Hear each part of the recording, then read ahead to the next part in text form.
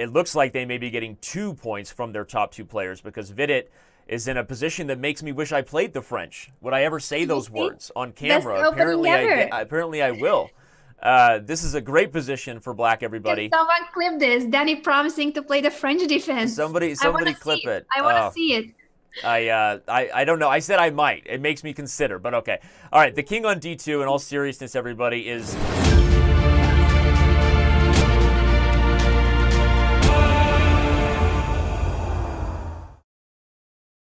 And the 2018 Pro Chess League playoffs getting set to start. For those of you who were watching the last minute or so, as the legendary ChessBase said in the chat, we flashed you guys for a moment. Sorry about that. Was doing some last-minute editing, some technical stuff. But we are good to go. With me here, International Master Anna Rudolf. The stage has been set, Anna. Only 8 teams remain. We have 4 of them that will be battling it out while you and I have the call. Later today, Grandmaster Robert Hess and Alexandra Botez will take stage. But give us your thoughts on what do you think is going to go down between obviously the Mumbai Movers and the Armenia Eagles, and then we have the Ljubljana Turtles and the Marseille Migraines. Danny, first of all, I love your pronunciation on the Ljubljana Turtles. Secondly, this is such an exciting day. As you have mentioned, only 4 teams remain in our segment. 2 of those teams will make it to San Francisco, and that is just insane. We are getting to the finals of a very exciting 2018 Pro Chess League. Another very exciting fact that I can still not digest is that I am going to San Francisco myself. That's right. You will be joining me, Robert, Alexandra, and the rest of the Chess.com staff and Twitch community as we've been putting together so many of the final details, the polishing touches of what we hope will be an amazing and first event of its kind. Surely it'll be that, whether it's amazing or not. I'm super nervous right now myself, and super excited for this event. But you will be joining me and Robert and Alexandra. All the details have been worked out. So for those wondering what you can expect on April 7th and 8th, you'll have the 4 of us there providing the call. Who will be there in regards to the teams? We don't know yet. What we have, of course, is 4 teams battling it out here, just as we've said. And the full pairings are actually available at the ProChessLeague.com site. If you haven't been spending a lot of time there, you still have a couple more weeks to learn everything you need to know about the Pro Chess League. But if you go to the pairings here, as we can see, we've got the Mumbai Movers and the Armenia Eagles that will kick things off first. Different dynamics, Anna, between these 2 teams. You've got this super strong overall team that's playing from Armenia. I feel like we've seen these 4 names just about every week between Melkumian, Andreasian, Grigorian, and the manager Artak Manukian. These 4 guys have held it down for the most part for Armenia. For Mumbai, we don't see Anand this week, but you still have a 2,700 at the top board. So interesting stuff. What do you think is going to happen here between these 2? I think you have actually introduced the teams very, very well. The Armenia Eagles feels like they are a 4-man team, and they are a very consistent team, perhaps the most consistent in the entire Pro Chess League. They qualified to play in this year's season from the qualification tournament, and then they went on to win their division. So they are the number 1, and they have draw odds today against the Mumbai Movers. As you have pointed out, Artak Manukian, their captain, is doing very well. He has scored so far over 50% on board 4, which is a very good result, taking into account that he has to play against board 1, board 2, and board 3 of every other team. Absolutely, and we can see a picture of the manager from Armenia here.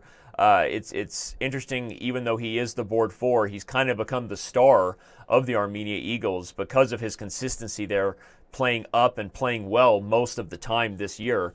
As we said about the odds, we have this interesting dynamic where Mumbai is the underdog, and a big part of that is because of the draw odds Armenia has earned. For those of you wondering, looking at the rating averages, wondering why things seem to favor the 3GM lineup from Armenia, that's a big part of it. This is the last week in the playoffs where the teams who played well throughout the regular season have that advantage of, if this match ends in an 8-8 tie, it's Armenia who moves on to San Francisco. And that's a big deal, especially as we saw last week, discussing that it changes the dynamic toward the end. We saw Dallas eliminated in many ways because of this. Alexander and I were covering some very close matches as well that really came down to the wire. So let's meet the other players. We showed a picture of Manoukian for those of you who maybe have somehow forgotten. Of course, the other GMs playing, we've already mentioned them: Grigorian, Melkumian, and of course Andreasian, who's held down board one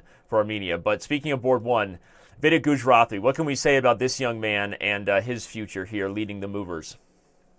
He's only 23 years old and already over 2,700. He's aiming for the #1 spot in India, which is not easy to take from Vishy, but he's certainly doing very well.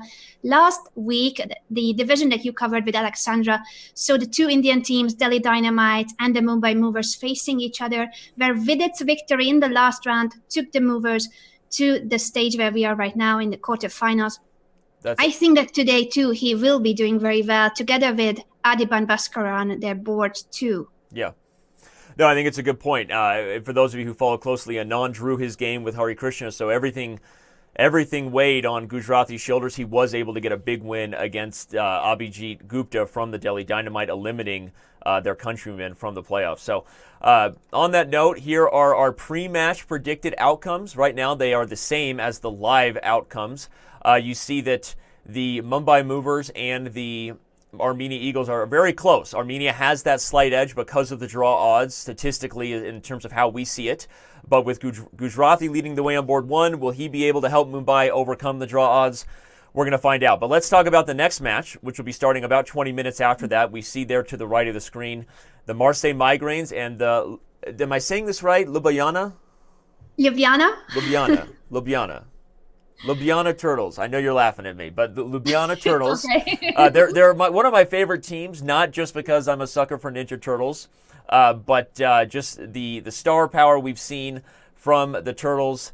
Of course, we have to start by mentioning the one and only Luka Lenic, who has really been the most consistent, the one who came up with a big win against Magnus Carlsen earlier in the year.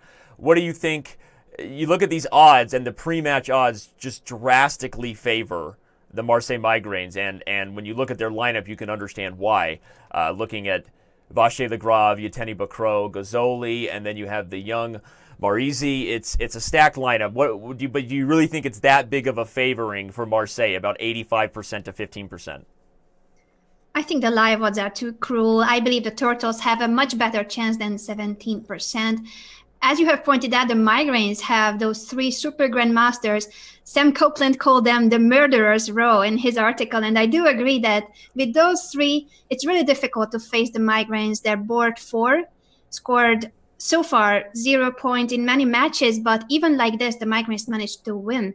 Now, Luka Lenic, I think he's going to do very well today. And Jure Borisek was the other star player for the Turtles last week. And with his 3 points on board too, they actually managed to get into the quarterfinals. So I think this match is a lot closer as it's seen on the live odds. But I believe the Migraines will make it because I need my perfect bracket. That's right. Well, speaking of perfect bracket, we have to mention that Anna mentions it, but it's not a shameless plug because honestly, it's incredible of everyone to play fantasy chess this year. Since the playoffs started and the brackets were set to be fresh, only one person, I believe at this point, remains perfect, and that is my co-host, right? We are 3 from loads of people. Okay, so from all over the world, so Anna is among 3 people to get every single one of the picks you see in front of you correct so far. She does have the Migraines going all the way, and honestly, it seems like one of the best picks right now. They are heavily favored today against the Turtles, but even if the Migraines win today and they lose their top star MVL, who, as many who follow the chess world very closely know, that Maxime has committed to playing in the Grenke Classic, so he will not be in San Francisco. But if you look at this lineup, Anna, and you just take MVL out and place a talented player like Jules Moussard right there at the top, you still are looking at one of the best teams even without MVL. So right now your pick looks really good, and it'll be curious to see if the Turtles can slow them down today. It would be a shocking upset if the Turtles could stop MVL and the Migraines. I agree with you. And MVL, we always mention it, but I think he deserves credit that he is not only the top player of the Migraines, but also the captain. So he takes it so seriously. This is really something that is kind to his heart. Every week he makes the lineups, calculating the rating average, making sure that the team strategy is the perfect one. And I really, really root for their board 4 13-year-old Andrea Moretti. I don't know if you have a picture of him prepared, but he's one of my favorite. I was just waiting for you to intro the young, adorable one. He is so adorable, 13-year-old, and also very strong. He could not score any points last week, but he was so close to just scoring against strong grandmasters, draws, or even better positions. I'm expecting him to actually get some points today.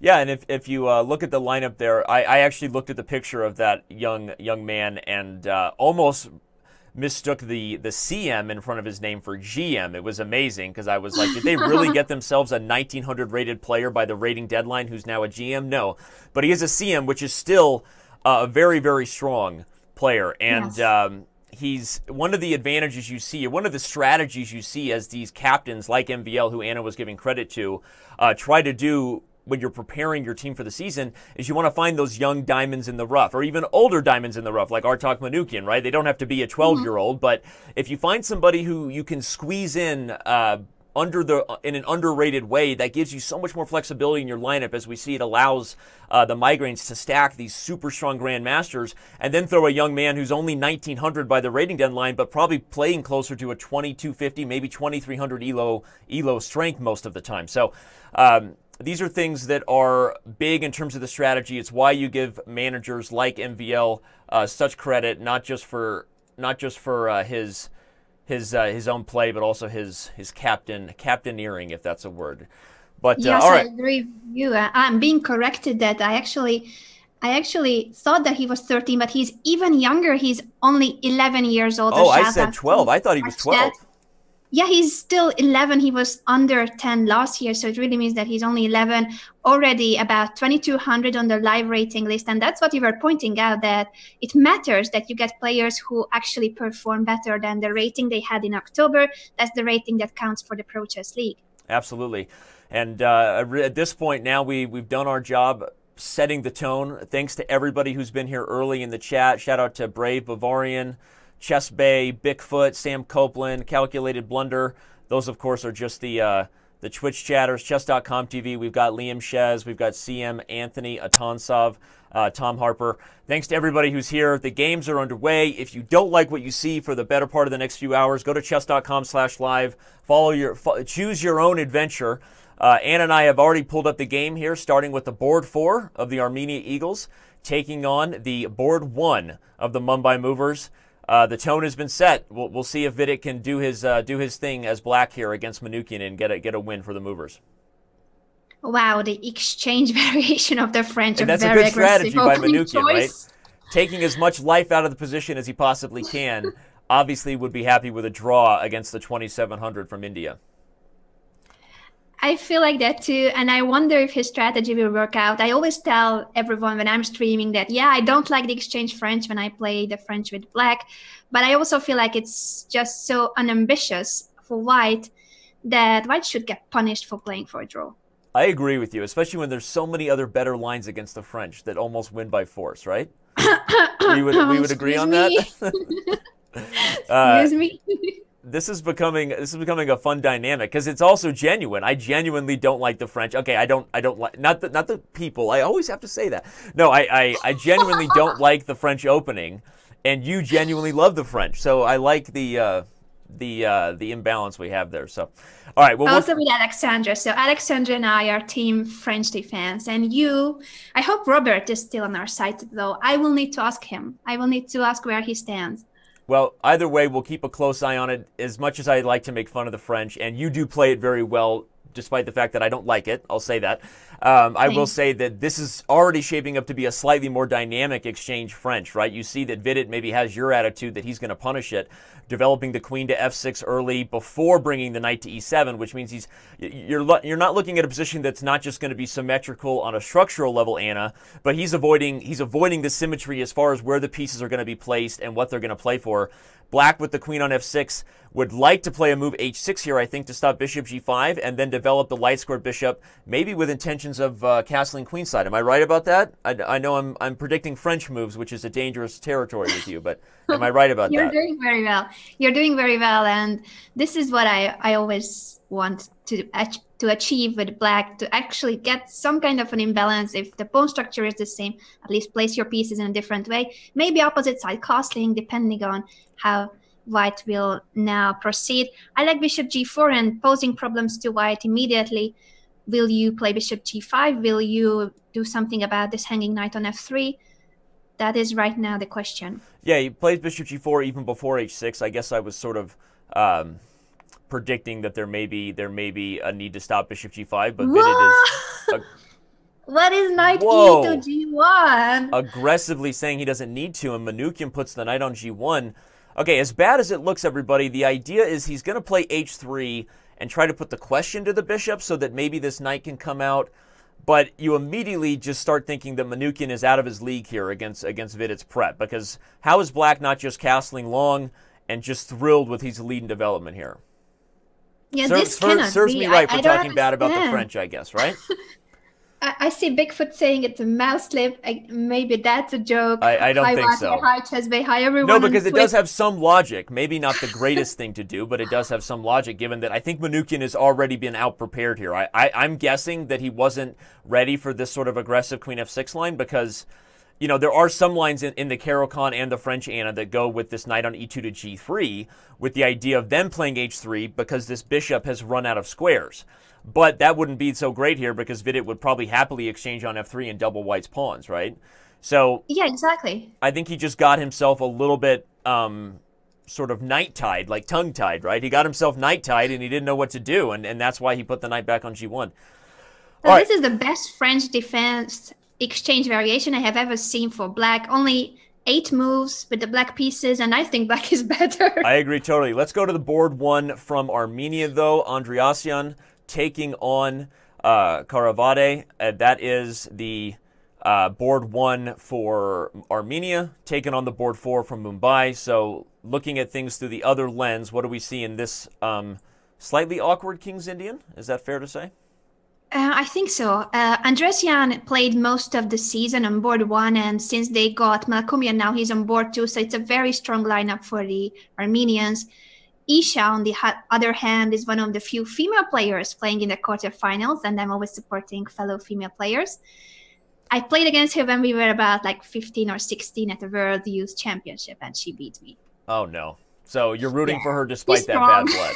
She's strong. Despite the bad blood. We appreciate you being the bigger person. All right, well, she's got a good white side of the King's Indian here. This is a lot of pawns have been moved for black, everybody, and thanks, Captain Obvious. Obviously, a lot of pawns have been moved, but this isn't going to be your most traditional King's Indian where you see black maintaining the solid pawn chain on the dark squares and launching a kingside attack. Here, the tension with the pawns in the center is already such that it's really going to be about, can white orchestrate c5 and then undermine black's dark square pawn chain, or is black going to strike things open at some point and have these knights and this bishop on g7 come to life? But this isn't going to be the super closed, black trying to checkmate white, white going for a bayonet attack King's Indian, right? Certainly not, and I'm still puzzled a little bit by the black pawn chain. I'm not a King's Indian defense player, but I have never seen King's Indian with this sort of pawn structure. Maybe it's my lack of knowledge, but the main lines do not include so many pawn pushes at such an early stage.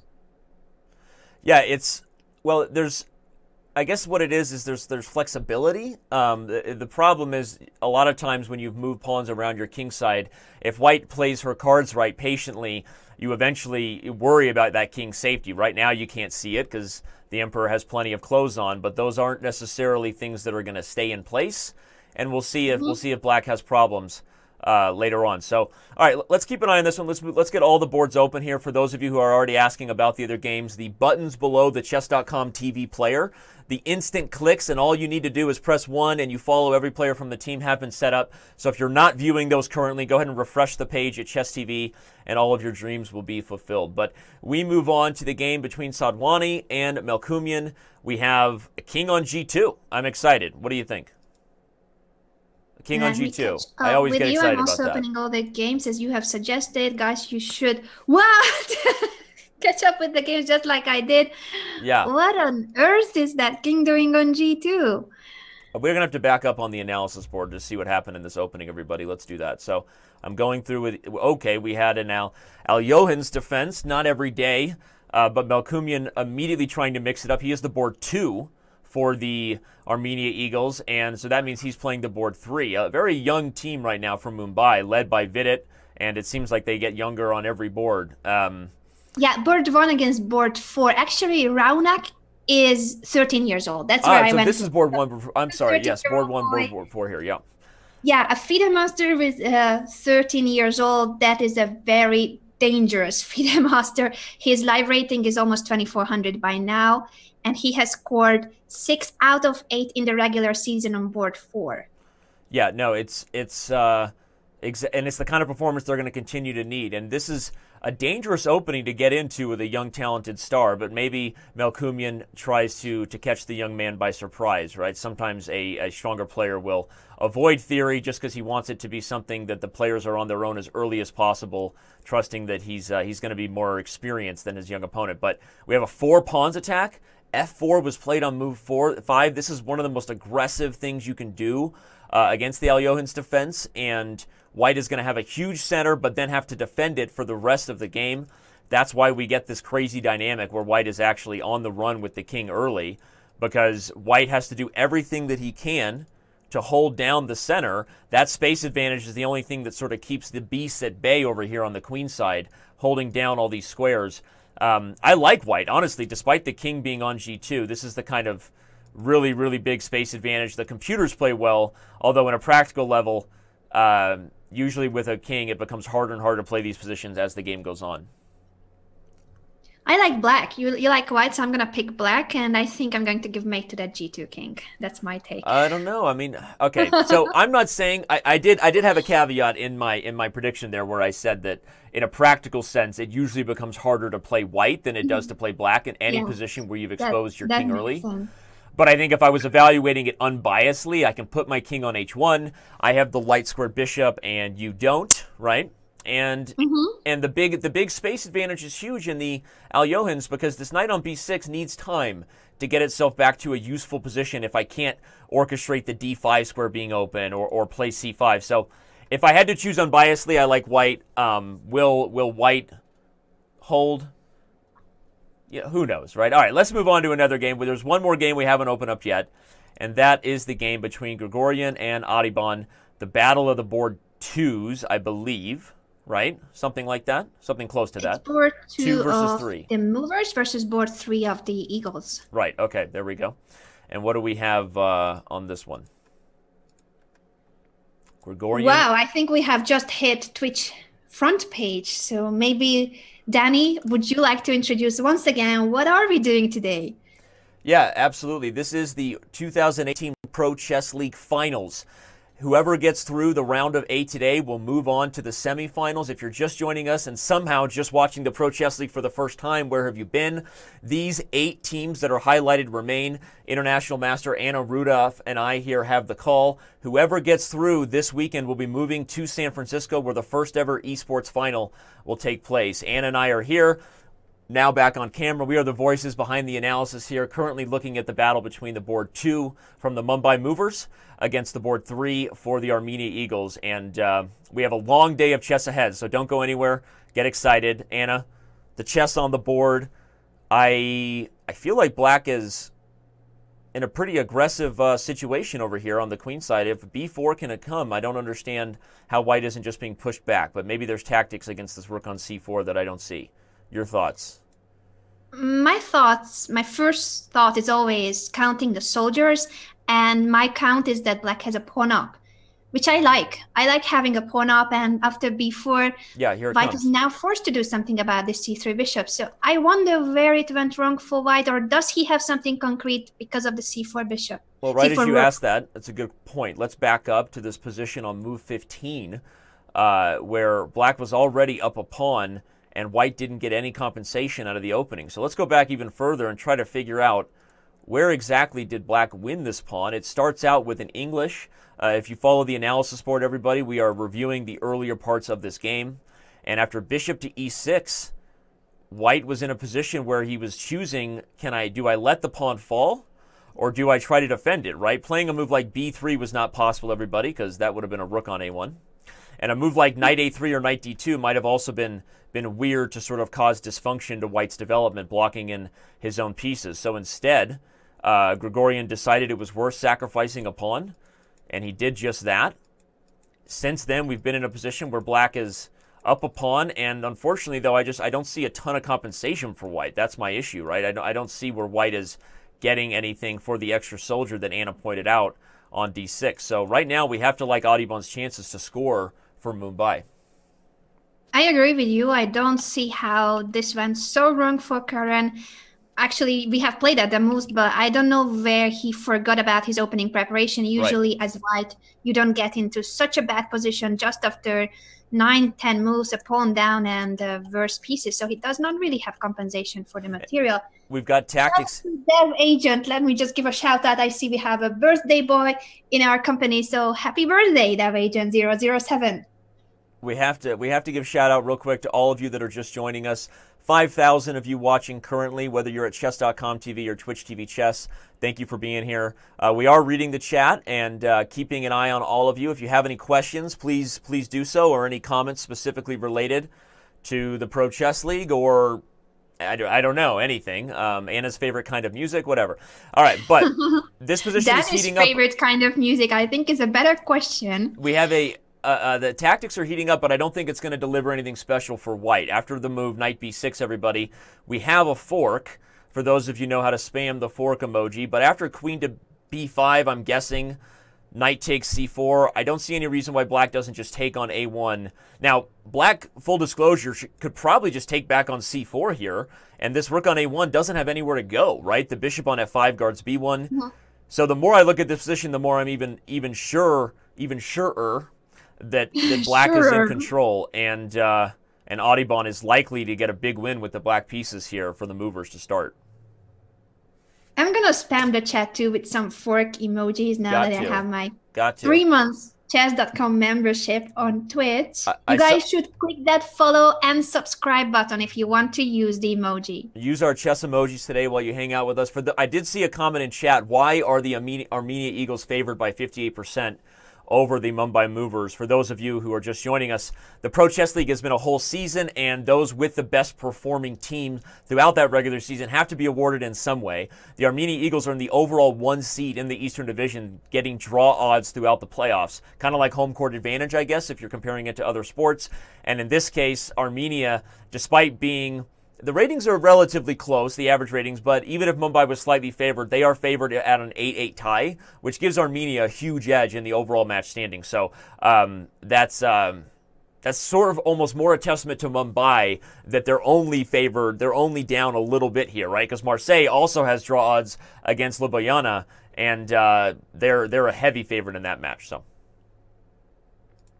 all right, where do we go now? Let's go back to the battle between board 1 of Mumbai and board 4. Whoa.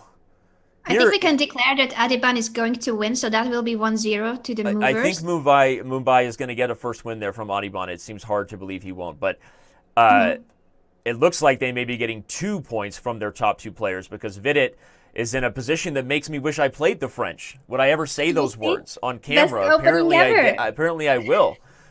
This is a great position for Black, everybody. Can someone clip this? Danny promising to play the French defense. Somebody clip it. I want to see it.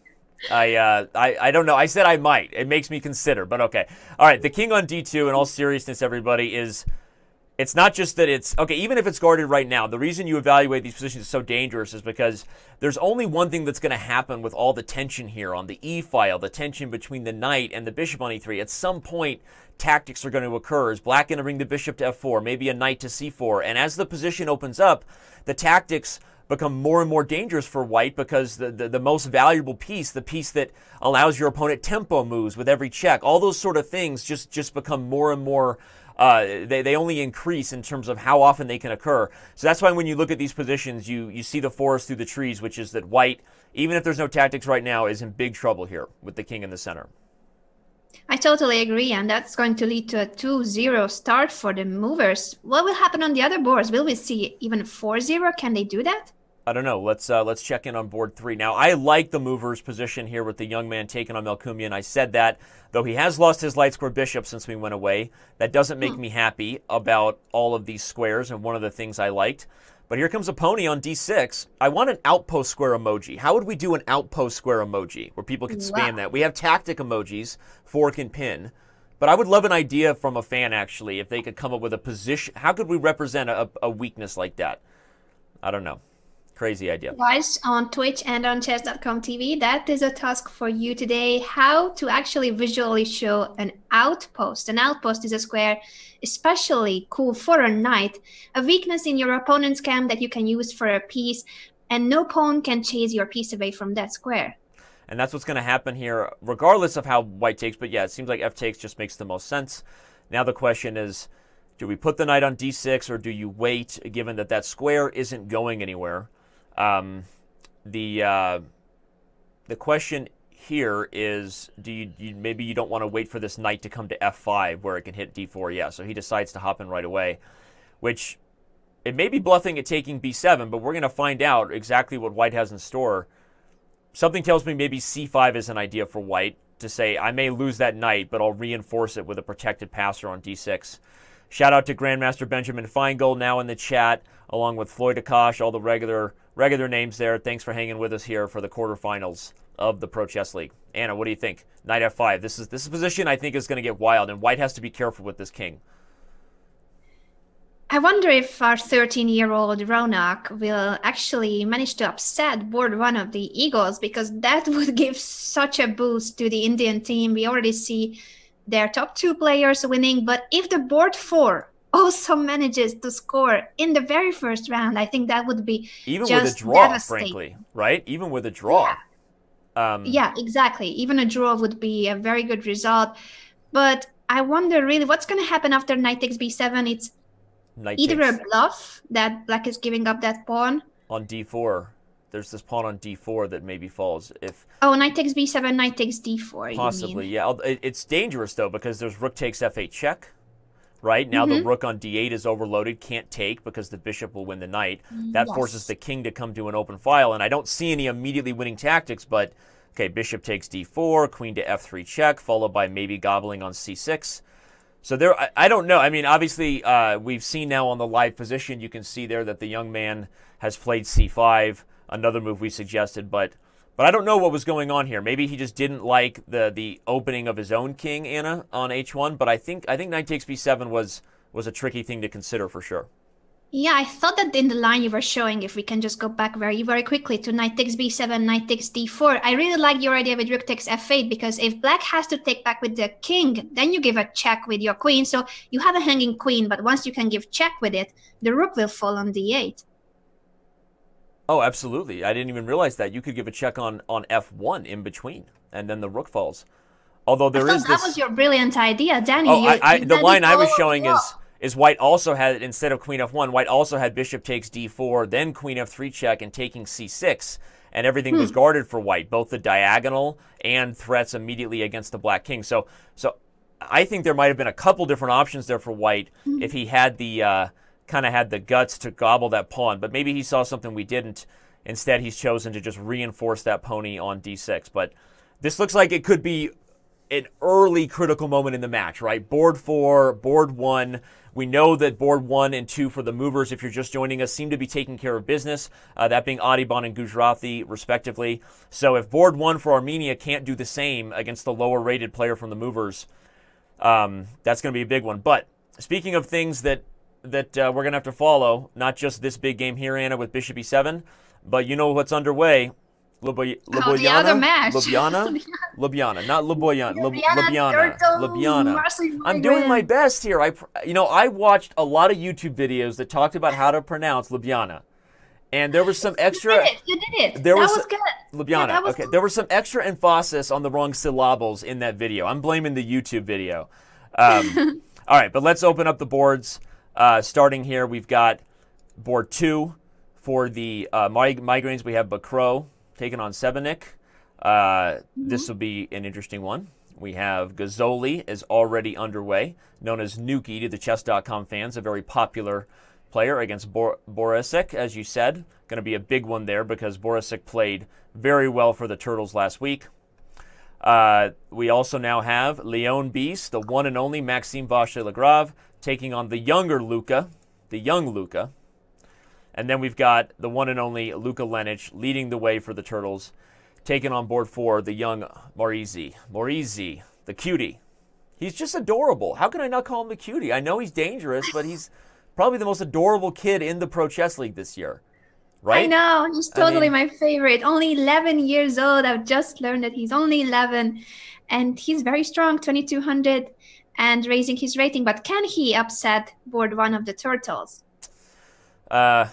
Tall task, but we'll see. Right now, I already like Luka Lenich's position. Black has equalized with d5. As soon as you have this knight coming in, it feels like Black is getting the better center and maybe a choice between gobbling the bishop pair or not. I actually really like Black's position. So not a great start. Let's quickly check in the opposite, the board 1 for the Migraines, and the board 4 for the Turtles. MVL in a Sicilian here. What do we think? When I see that MVL is playing with the black pieces, of course I give advantage to black, but if objectively looking at the position, I would say that white should be just okay. This is just early time on. Not an English attack. Normally, when you have this queen d2, bishop e3, you're going to see positions where, okay, in theory, the most popular move here on board 8, everybody, is actually castles long. And then the pawn will go to f3, and here we have an English attack in the Taimanov. So this line with bishop d3 and f4 is, of course, also totally possible, but something tells me it's not the right approach in this line for white, and I wish I had an opening database to check on it. But as somebody who plays the other line as white, I know there's a reason why that move order is preferred. So we'll see if MVL can teach us a lesson in terms of why he likes black here. The next board, board 3, Gazzoli versus Borisic, the board 2 for the Turtles. This is just a straight-up old-fashioned Queen's Gambit. Queen's Gambit open stuff. Queen's Gambit open stuff. Is that a line? Queen's Gambit accepted, also known as Queen's Gambit open stuff. I like your naming. It should be what it's called. I mean, it's the main line in the Queen's Gambit where you get this Moran idea for black on the queen side where they played a6 and b5 and aggressively with c5. But when everybody gets traded, you just get 2 open files and usually a bunch of trades. So I'm renaming it officially Queen's Gambit open stuff. All right. I love it. I love it. Let's approve. Finally, we have Bacro's game, the board 2 for the Migraines taking on the board 3. Sebenik for the Turtles. This one is Queen's Gambit / Queen's Indian closed center currently. Semi-closed stuff. So, anyway, no, but this is a position where what's going to happen here, everybody, the tension between these bishops on the diagonal as far as how each side tries to build up is going to be critical. Black's pawn on d5 is sort of pinned because removing it at least immediately would undermine the knight, but as long as white can kind of gang up on the tension there, you're going to look for tactics here to be looming on every move. Will white eventually take it and double the pawns? Does white prepare things like f3 to remove the knight? Or just rook c1 and try to use the c file with all 3 pieces meeting on c7 while black has to figure out the tension on d5. So we'll keep an eye on those tactics, but I think we probably need to go back to the other match. Those games are a little further along. What do you think? Oh, yeah, definitely. Andresian, is he winning there? There was a knight fork that we have just missed. If we can look at that game between Paravati and Andresian. Looks like Isha, as you said, just maybe missed this idea with the rooks doubled on the e-file. Everybody, if you're following the analysis board, there were tactics And suddenly Black takes advantage of that pinned rook. Oh, it's perfect for our emoji. The pinned rook is exactly what we need to spam right now. And Pinned rook spamming on Twitch. Guys, everyone use your pinned rook emote on Twitch. Even I will. I got to take the time of that. Because not only is it a pin, but it was a pinned rook. That's how things go wrong. And Andresian is going to win the exchange and likely go on to win this endgame. So Mumbai will not go 4-0, Anna. Likely not 4-0. But still winning if the top 2 boards win. And board 4, let's see if their board 4 is still holding on to his better position with the knight outpost on d6, which is now a pawn, a protected post pawn. Something about the imbalance there doesn't make me happy, honestly. And I think it's mainly due to the fact that I look at the light square. Okay, he's going to try to get the ladies off the board. It makes sense. If you're more worried about your king's position than your opponent's, sometimes a queen tray can help you feel more secure, everybody. Less likely a chance you at least blunder mate, right? And this That's e6 very good advice. Listen to Danny because sometimes he has good ideas as well. Sometimes he has good ideas from blundering experience, right? So get the queens off the board. But notice that Melkumian is not interested in that. It's precisely because I think Melkumian sees some of his chances against the king on h1. Maybe the knight comes into h4. And White has to constantly be careful about this light square diagonal now. So your prediction that White might get mated may be right, but not necessarily because it was always true.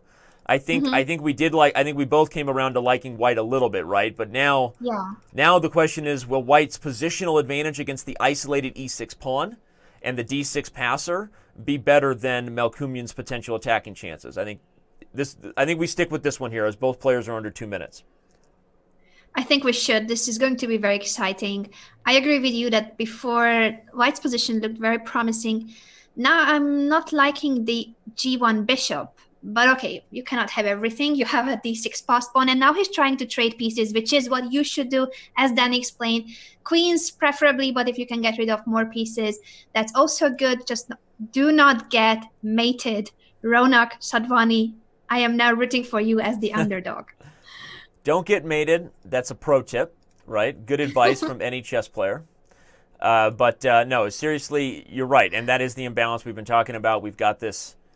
White is going to be worried now about the light squares, and it makes me worried for tactics. Although young man's playing well, but what's happened as far as the other thing we haven't highlighted is that throughout most of this game, Anna, White was also up on time, or at least holding his own. Right now, you see that sort of shifting a little bit as both players get under time pressure here. That's where even more experience makes an even bigger deal. I don't know if what I just said even made sense. Even more experience makes an even bigger deal, but it did come out that way. And the point is, Melkumian is a grandmaster for a reason, and we'll see if he can swindle his way to a victory under time pressure. I think you're totally right. Now he keeps his time advantage, so it's 2 minutes for Melkumian and getting down to 1 minute for the young Indian prodigy. That is dangerous because it's, I think, a position that is more difficult to play as White. He can fall into traps because of this triple heavy piece is placed on the f5, and after g5, some ideas with knight h4. Yeah, there's all kinds of weirdness. Plus, not only that, like, you wonder if maybe the rooks are overextended, right? You start looking at them trying to compete with the pawns and knights, and you're worried about tactics, like the rook might get trapped. Quickly to show you the game between the board 2 and the board 3 here. As we predicted, White will be going down here. She is both down on the clock and down the exchange. Also, Vidit Chess just took the victory against Manukian, board 1 from Mumbai, getting the victory. So those games finished as we predicted. We're going to keep our focus right over here on this really, really weird tactical position. Rook h3, threatening rook takes g5, everybody. The pawn on h6 is pinned, so that's going on. And if Black doesn't get a blunder or some sort of tactic, Black is always worried about the endgame transition because of this super powerful pass pawn. But here we go. Whoa. Knight h4. Knight h4. And I guess his idea, if you take it with the bishop, then rook f1, you have to give up your queen. Oh, no. Did he just miss that? He wants to play. We got to go to the analysis board here. He's going to want to take on h4. What in the world is going on here? So he plays this move. Rook g takes h4, and that's probably because taking with the other rook after rook takes f2, there was nowhere to go and there was no tactics. But after this rook took everybody, if black had taken f2, white would have had rook takes h6 intermezzo and winning the queen with check. So that's why Melkumian just takes back, but now white is just down the exchange straight up. Although some and now rook f1 coming after the check. And it's over. Rook to f1. And that's often how Armenia wins their games and matches. I mean, that's not a bad thing, but they have proven to be some of the best players under time pressure this season. For anybody who has followed the Eagles from start to finish, you had the pleasure of calling the East probably as much as any commentator, Anna. Armenia they seem to swindle their way to victory at times under time pressure. They have a ton of experience and a ton of just practical wit about them, right? I mean, I feel like I'm always talking about somebody else blowing the game under time pressure against them. And that's what makes it exciting, right? So there you go. They get a huge win right there in a game that black was worse for a while. Yeah, exactly. Our 13-year-old boy fought very well with the white pieces. He had some chances even for getting a winning advantage, perhaps, in that critical moment with knight takes b7. But all in all, what we saw was exactly what you have said, keeping more time on the clock. And in the time pressure, white just collapsed in a complex position. And so that brings the first round of play between the Movers and the Armenia Eagles to a 2-2 tie. So you see that pre-predicted scoreboard that we have there, or at least the stats based on our own match simulations and algorithms, measure the Armenia with an edge because of that draw odds, and that only gets a little closer for them now as everybody did what they were supposed to do. The top two boards won for both teams in the first round of play. So I now have the game between the Beast of Lyon, MVL, taking on Luca, and this looks like one that's going well for the 2800 Grandmaster. He's getting an attack on the queen side, and this is the kind of position that you just really favor black in a Sicilian. He's going to take on b4, and white can't even take back because of the skewer on a1. So something went wrong here for Luca. I wasn't thrilled about the opening he played anyway. Certainly, but let's see if he can try to hold it somehow. It's a rook endgame with two rooks for each.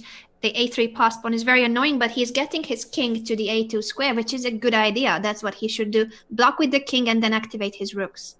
And this game is definitely the one that's furthest along, so we will stick here. Maybe let's provide a little bit of instruction on it, because the other games are not exactly similar, but close to where we left them.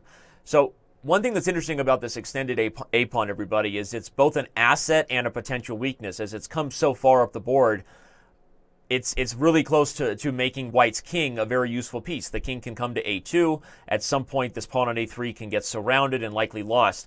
So what black is going to have to do if you're playing for a win in these types of endgame is use those few moves you have to make a second weakness, right? They call it principle of two weaknesses. Black will try to use the C file to target the C pawn and probably try to run this king up the board to the king side while white is worried about the A pawn. And because I think that MVL is going to do just that, I think black does have pretty good winning chances here on this rook ending. Unless maybe white has defensive ideas I don't see. But what do you think? Looks pretty straightforward. It's very unpleasant to defend as white. Now after rook b8, I'm not even sure what's the best move. Definitely rook takes b8. Rook takes b8 is something that black wants. After king a2, if you swap the c2 pawn for the a3 pawn, and then the rest of your pawns on the king side will drop, he cannot do that. Right. So rook b3 seems to be a better idea. Plays rook keeping b3, the b side closed. But I'm guessing... Okay, maybe it's not so clear exactly how black should come forward. I'm guessing at some point we see a trade on b3 and this rook go to a7, Anna, where it can guard both d7 and a3, allowing the king to be a little more aggressive. One thing we won't see here, everybody, I don't think, is a move like king e6, as then rook d6 check would just force the king right back. The d7 pawn has no protection. So MVO maybe would want to maintain this tension and play rook a7 right away, but you can't have both, right? The rook would fall. So I'm guessing MVL is going to consider a line that goes rook b3 trades, rook a7, and try to get a position where eventually this a-pawn will be traded for the b-pawn, but in the meantime, black's king becomes a greedy guy over there on the king side trying to gobble up all the pawns. So MVL is going to take his time here before he commits to a plan. I really like Black's position, but I'm not sure that his advantage is that easy to convert. Of course, You this is think I'm MVL, one of MVLing it the right best now? players in the world. Are you calling me out? Am I MVLing it right now? I'm favoring him because of his name and not because of the position. We all do that, and we like him so much. Like Normally, he's you call it such a Magnusing nice it. guy. It's either Magnusing it or whatever. It's just that psychological bias you have, or MVLing it. Yeah. And maybe you're right. Maybe White has just enough counterplay that he needs on the open D file and against Black's weaknesses. But something tells me that MVLing it is totally what I'm doing. Little Peasant. That's, of course, for those who don't know, Grandmaster Alejandro Ramirez. Shout out to Alejandro. I see Ben is also still with us. He's calling me out for MVLing it. I may be MVLing it, Hondi, but I may not be. We'll see. All right, let's. We would all do this because he's got 10 minutes on the clock on 9.5 right now, and he is the one with the upper hand. So of course, why not say that Black is winning? But we don't see how. So I think that Lucas Coelho is actually fighting very well. He was the one who decided the match in favor of the Turtles, even though his position was just basically dead lost in the moment when his opponent from the Snowballs blundered his rook. Yeah, that was Georg Meyer, I think, right? Orndal, board 4 of the Snowballs. Oh, that's right. That was a different game. Turtles, I don't mean to be remembering so many of Georg's blunders. Yeah, but don't worry. He had a few of those. No, Georg, we were joking about that. Sometimes you make a mouse slip in online chess. But, all right, well, it's heating up here. We're getting 7th rank allowance by MVL. He's going to allow the pieces to come in exchange for keeping his A-pawn and relying on tactics where maybe that pawn becomes a girl, as Yasser would say, right? She's a girl. We'll see if she can pull it off. Girl. The game between Bacro and Sebenik has already ended. It ended in a draw. It was not the most exciting affair for the first game, so sorry we didn't cover it too closely, but here's a quick preview of what you missed. Same color bishop endings, and we move on. Gazzoli's game is a little more exciting. Still a lot of bishops on the board, Anna. But here we have this weird imbalance where everything looks fine, and then all of a sudden you realize there's an H-pawn missing on H7. Everything looks good, and then there's an H-pawn gone for Borisek. So some sort of tactic happened where White stole the pawn like a thief in the night, because now White's just going to be up a clean pawn. Maybe not enough to win. It's kind of one of those pawns that maybe doesn't bring the biggest endgame advantage, not like having an early pass pawn, everybody, but still, it is something you have to notice. Certainly, there must have been some tactics. Can we just go back a few moves if it was some bishop takes h7 in a moment where it was a double attack, or how did this happen at all? Yeah, we got to check it out. I'm going to go to that board right now and try to see what we missed. But yeah, it looks like something happened with the knight coming to g5, back on move 19. Ooh, there were some tactics. Bishop takes and mate on h7. That was very... It's one of those so sneaky tactics. It's a sneaky tactic you can miss, everybody, and this is sort of instructive for those of you who don't normally like when we drop back in the analysis, but you can follow the live game there to the left if you prefer that. It's interesting that when you have symmetrical positions, I called this the Queen's Gambit open stuff, right? Positions that seem completely harmless because both sides have the same pawn structure, the same types of pieces on the board, 2 bishops versus 2 bishops. Let this be a good lesson that you can't fall asleep just because the structure is symmetrical, because here Black looks like he's playing a whole bunch of tempo moves, bishop b5 to hit the queen, but he actually just forced Gazzoli into this tactic, Anna, where the queen come to h7, suddenly knight g5, and there was actually no other way to stop mate other than g6, which would have lost a piece, or what he did, which is h6, which just lost a pawn. So it's an instructive moment when you can see tactics like that just sort of pop out of nowhere, right? Definitely. Yeah. The question is, can Borisek create enough counterplay or compensation for this sacrifice? Well, sacrifice or lost pawn. Sacrifice would be a generous term, yeah. I think that Black could probably only hold this, even though he has a queenside space advantage. I don't think that Black is really in a position to win. Although now with the double G-pawns, maybe he's not really in that much trouble either. Yeah, his only chance is that these double G-pawns will not be the king of the position. It's not so easy to create a pass pawn when your pawns are doubled. So we shall see if Gazzoli can convert this. So far, he has been performing excellently for the Migraines. And I believe that today, too, we will see the top 3 boards of the Migraines. lead the way. doing the business, the murderer's row, as Says the person who's not rooting for them because of her bracket. Says the person Oh, with no, not no at bias. all. Hello, Greg Shahadi. Shout out Exactly. to the commissioner of the Pro Chess League. well, Greg, how do you feel about my perfect bracket? That's right, Greg. Take that, Greg. We love calling Greg out because we have the microphone and he doesn't, so he has to listen to what we have to say no matter what. All right, let's go back to this game. Scandinavian is the best opening in the world as well. Let's go back to this game between Maxime and Luca, because here things have gotten dicey. Where now MVL is so committed to his idea of keeping the A-pawn and the dangers there that he's given up both the D and the F-pawn, and here comes Luca. He says, all right, you're going to give me a pawn to push. I'm going to do just that. This position has become really, really weird. Who's better here? I have no idea. Let me catch up with you. I've just been reading Greg in the chat. Frustrated? No comment. No comment. No comment from Greg. Well, we've got a totally unbalanced affair here where MVL has committed everything to the idea that he's going to get enough, and now I think he played rook c2 with the intention of running back everybody. I don't know that he's in the best position to convert on the a-pawn anymore, and the young Luca, board 4 from the Turtles, just might be doing the thing that has helped the Turtles get here, right? Pulling big upsets and having big results when it counts the most. So I don't think MVL's in a position to win this all anymore. I was MVLing. And I was wrong. I was called out. We were all MVLing. So he actually didn't have a way to get the king out of the A1 square, and therefore he could not promote his pawn while the E pawn is marching forward. That's right. This is so instructive. Yeah. Only white can win this. I agree with you. Check raise made. That's the correct evaluation. White.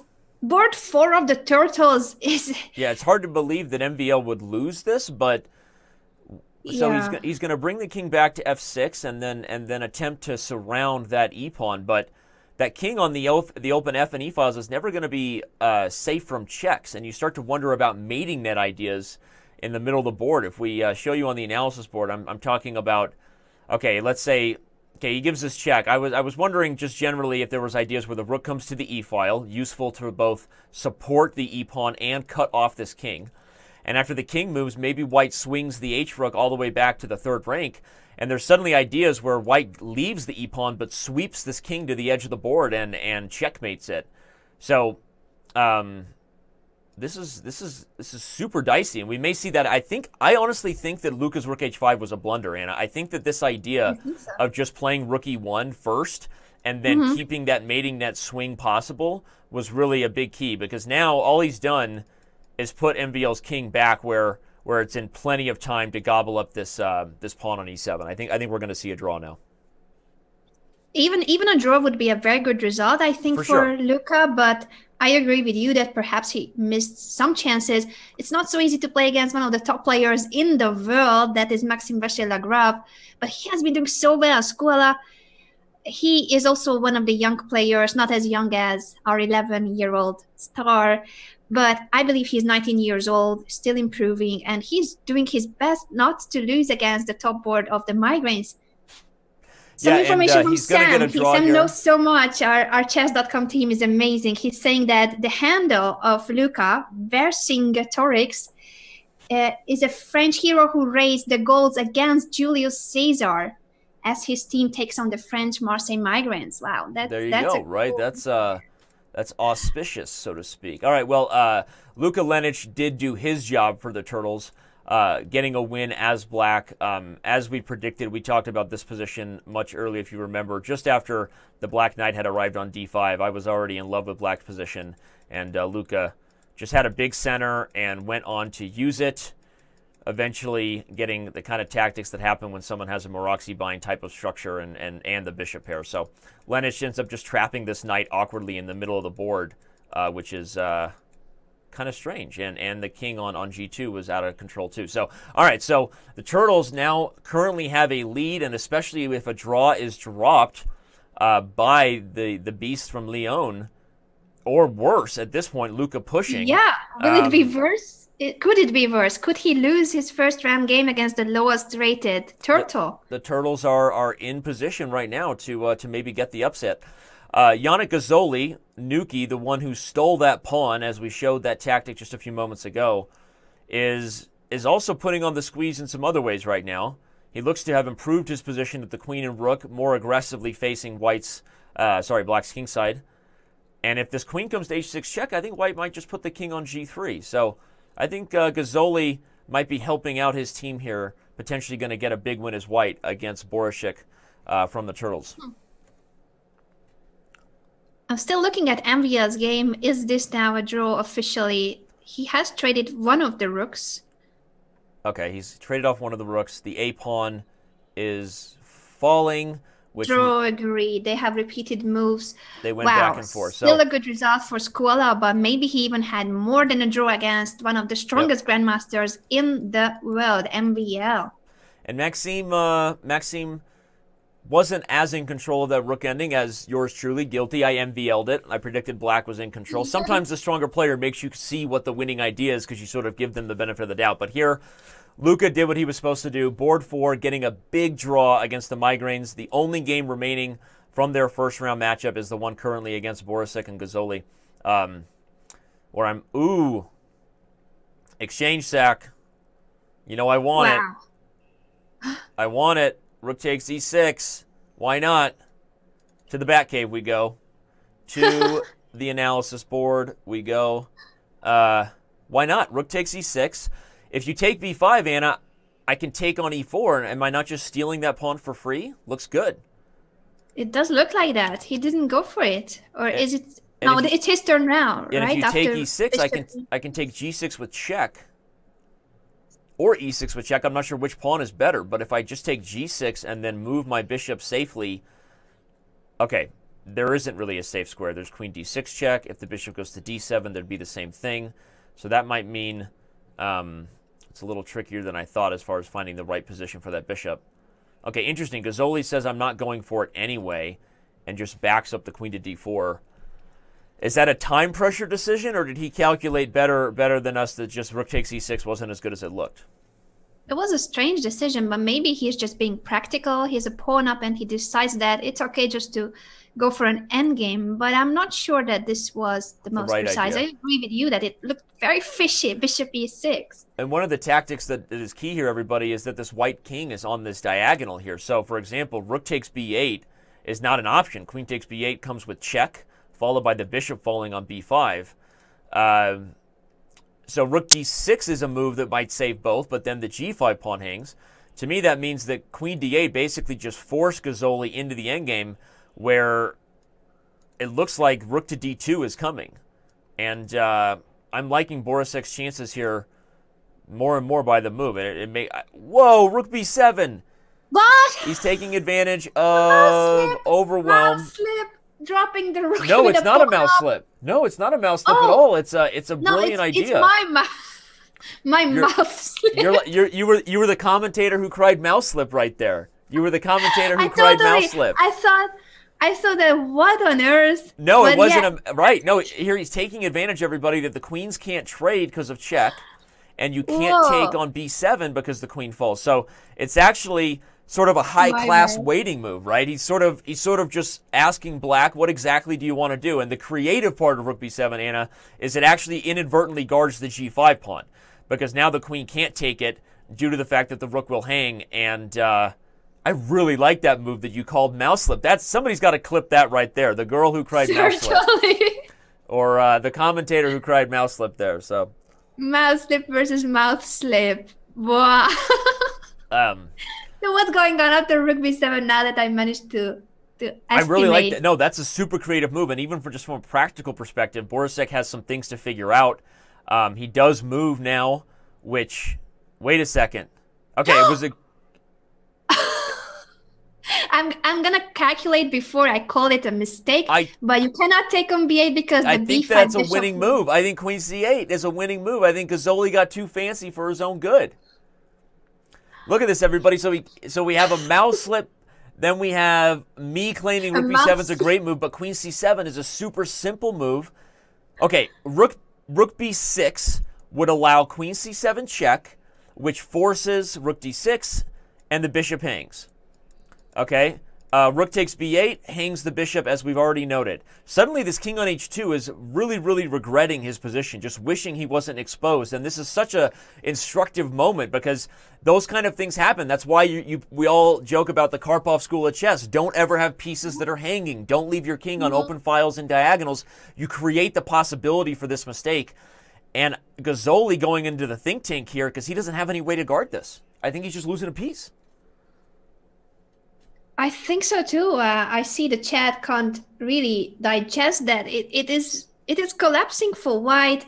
I did not see this coming. So guys, I didn't say mouse slip, obviously, because of this reason. But white has just dropped the piece. If you combine Gazzoli's blunder, with the fact that MVL gave up a draw, which in our algorithm simulations, 96% of the time, MVL is supposed to win that game against Luca, the board 4. So the Turtles are really setting the tone that that they are not going to go quietly here. Gazzoli really regretting his decisions here, and I think it all started back in this moment where there was, to me, this exchange sack was the move to go for. But okay. This is just crazy. Like, how often does a grandmaster with a pawn up go into a position where he cannot prevent losing a piece? Right. It's going to give the Turtles a 3-1 lead after the first round.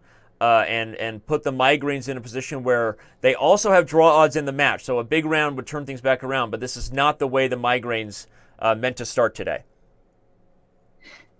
Thanks, Diagonal Lady, that I should have said that I calculated it all, but no, I'm too honest. I did not see this, but it was a mouse slip. It was, Rook b7 was not a mouse slip, it was just a blunder. It was a bad move, just a bad move. Joseph Truelson says in the Chess TV chat, it's a funny example of being too clever, and he's right. You know, being too clever for your own good with this move, rook to b7. Following the Twitch chat as well, it was almost a rook fork, but also a rook pin there from Chess Bay. Yeah, it was an awkward thing all around, and here Black wins on time. Gazzoli unable to find a move here in the final 5 seconds, but it didn't matter. He was just down a piece, and it was only a matter of time that his king got in trouble. So there you have it. The first round is in the books, and those the pre-match massive underdogs, as we look at the odds, we look at the outcome predictions. The pre-match heavy underdogs are currently getting things closer to even here. As you can see, the pre-match predictions above, and then the live situation predicting a much closer finish here. So, all right, time to go back to the first match, Mumbai versus Armenia. Anna, which game do we want to start with? Well, I just can't believe what we have just witnessed, Gazzoli's game. I'm sure that for him it will be very difficult to just get himself together for the remaining 3 games, but he has to do it. Yep. That's the only chance for the Migraines if they forget about this first round. MVL having a bad game, Gazzoli blundering a piece. Definitely not a good start for the French team. Got to give a shout out to Mutiez in the Twitch chat, because he is a subscriber clearly to my podcast. Not something I talk much about, but gives a shout. I'm not a big espresso guy, but we do talk a lot about the different coffee those different coffee subscriptions we have. I've considered becoming an espresso guy. I am a huge fan of getting higher shots and doses of caffeine and smaller amounts of liquid. So I am excited about that. We'll consider that later. Thank you for subscribing to the podcast. Appreciate it. All right, we've got Gujrathi's game against Grigorian on the board, just because it's nice to start with board 1 from Mumbai. Knight d4 was played. Immediately I start looking at tactics on taking and bishop takes h5, but I guess it doesn't work because there's an intermezzo where black will actually take on c3, I think, with tempo on the queen. And if rook takes queen, black can sacrifice the whole rook on a8 because of b1 and get a new lady on the board. So that's actually a really nice little tactic from Grigorian right there with knight d4. I like it. I'm trying to understand about this d file, if it's that easy for black to just simply... Coffee and CrossFit calculated blunder, that's right. When you hear that Danny Rensch died of a caffeine-induced overcharged workout, I died a happy man, all right? So don't you worry about it. So coffee and CrossFit one day is going to kill me. All right. Yeah, I was just wondering if black could just simply go queen e7, and so he did. So there's no more pin on the d file. Yeah. The knight is nicely placed on d4, but that's a pawn. So knight takes, e takes, bishop takes. I think that is a pawn. Or is he going to drop something in case of those multiple exchanges? Yeah, well, there's tactics, again, on the king on h2. What is with the theme we have here It feels today, like the king on h2 is the key motif of today. The king on h2 is just out of place, right? He's out of his mind. Again, everybody, it's because tactics like knight d4, pawn takes, bishop takes run into queen d6 check. And I think black can take on d4 safely. There's some weird tactics all around here, right? But the funny thing about this position is we're getting a forced reminder of an instructive lesson that it's not just where your pieces are placed now, but always calculating as the position changes and opens up.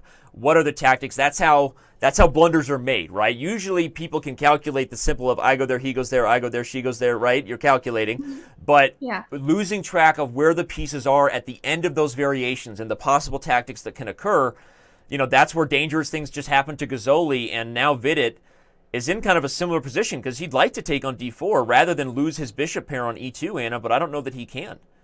I mean, he may just have to move his king to... How is he... Here's the deal. Black is threatening to take e2. That wins the bishop pair. If you move the bishop, black takes f3 and doubles the pawns. If you move the king, I think black is going to happily take the bishop pair. And if you take on d4, you're losing a piece due to this tactic. So... am I overdoing my excitement about the king h2 instructiveness, or are you with me here?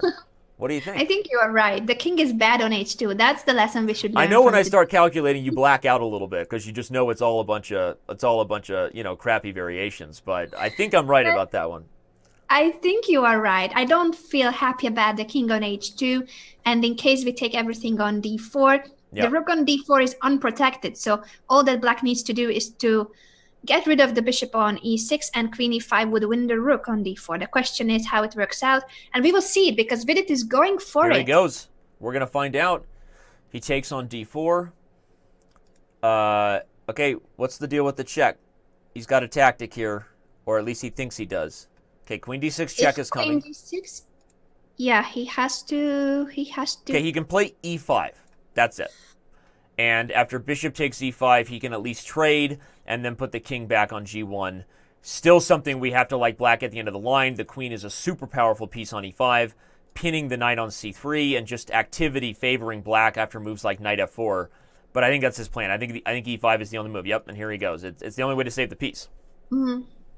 So I don't like this at all because now there's no material advantage, and as you have pointed it out, the queen is very nicely placed on e5, pinning the c3 knight. The e2 bishop is also not very well placed, and the king on h1, queen on b2. There's nothing that I really like about I mean, White's going to hope. I mean, Vidit's going to play bishop f1 here, I think. Okay, he plays bishop f3.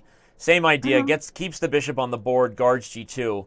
And his hope, I think, is that he'll play a move like knight a4 very soon, try to get the queens off the board, and maybe get to an endgame. So I think Gujrathi is definitely not out of the realm at all of you know, being able to be equal or come back and maybe outplay his opponent because he is the stronger opponent on paper. But black is unbiasedly just better here for sure.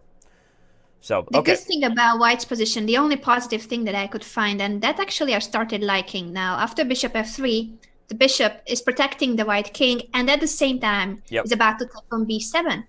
And I don't see a comfortable way for black to prevent bishop takes b7. c6 is a very ugly move. Yeah, not a move you want to play just because it commits even more pawns to the light squares, everybody, which are weaknesses. And I think White will go for the idea with knight a4, as we've been thinking about. So, all right, well, let's move on. There are other games, of course, going on, and some exciting ones. Let's go on to the game here between Melkumian and Isha Karavade. How do I say her last name? I think it's Karavadi. Yes. Okay. Since you already corrected my Ljubljana. It's because I've been to Ljubljana, but I haven't been to India, so I can't really judge you in this sense. Right. Shout out to Fun Master Mike as well. I saw his previous comments on how well prepared we are, Danny. Well, that's amazing. Coming from Stat Boy himself, we'll appreciate it. So I'm afraid he was being very sarcastic, but we will still take it. Well, Mike sarcasm? That doesn't sound like Mike. All right, well, we have tactics here. We've got something exciting going on here between Caravati and Melkumian, because she has gone to Sacktown and she's on the hunt here. Look at this. She takes on f3, followed by queen e3 check, and the attack is on. This sack looks good, especially given that she's up on time. You put a little bit of pressure on your opponent and add time pressure to it. Usually good things happen in rapid chess. I don't see a mate. So full disclosure, I get excited about sacrifices. I shoot first and ask questions later. So I'm not guaranteeing she checkmates here, but this does look like a lot of pressure. Maybe white can play, or sorry, maybe black can play rook d8. Maybe black can play e5. Queen g2 check is on the board. e5 is a move that pops into mind, but I'm really worried about the knight coming into d5. And, okay. Well, every game... I love the sacrifice. I really want her to somehow make it work, but I'm not sure that she has enough pieces for making this attack work.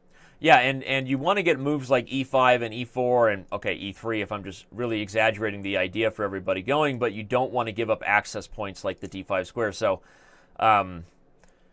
like I said, I'm a big fan of shooting first and asking questions later. Okay, here she go. We're going to get e5, and white's going to have to play knight d5. With it comes a lot of counterplay for white. There's threats of knight e7 check, knight f6 check, but we'll see if she can come up with some tactics here while Melkumian gets under time pressure. Every game matters here for the Eagles and the Movers, and I know that's like last game of the year, Dan. Can't hold anything back now. Captain Obvious, every game matters, but this is no games have finished yet in the second round of play. So as you can see, for context, we're going to have still a lot on the board. Ooh, rook d8. She's allowing knight f6 check, but then she'd have king f6.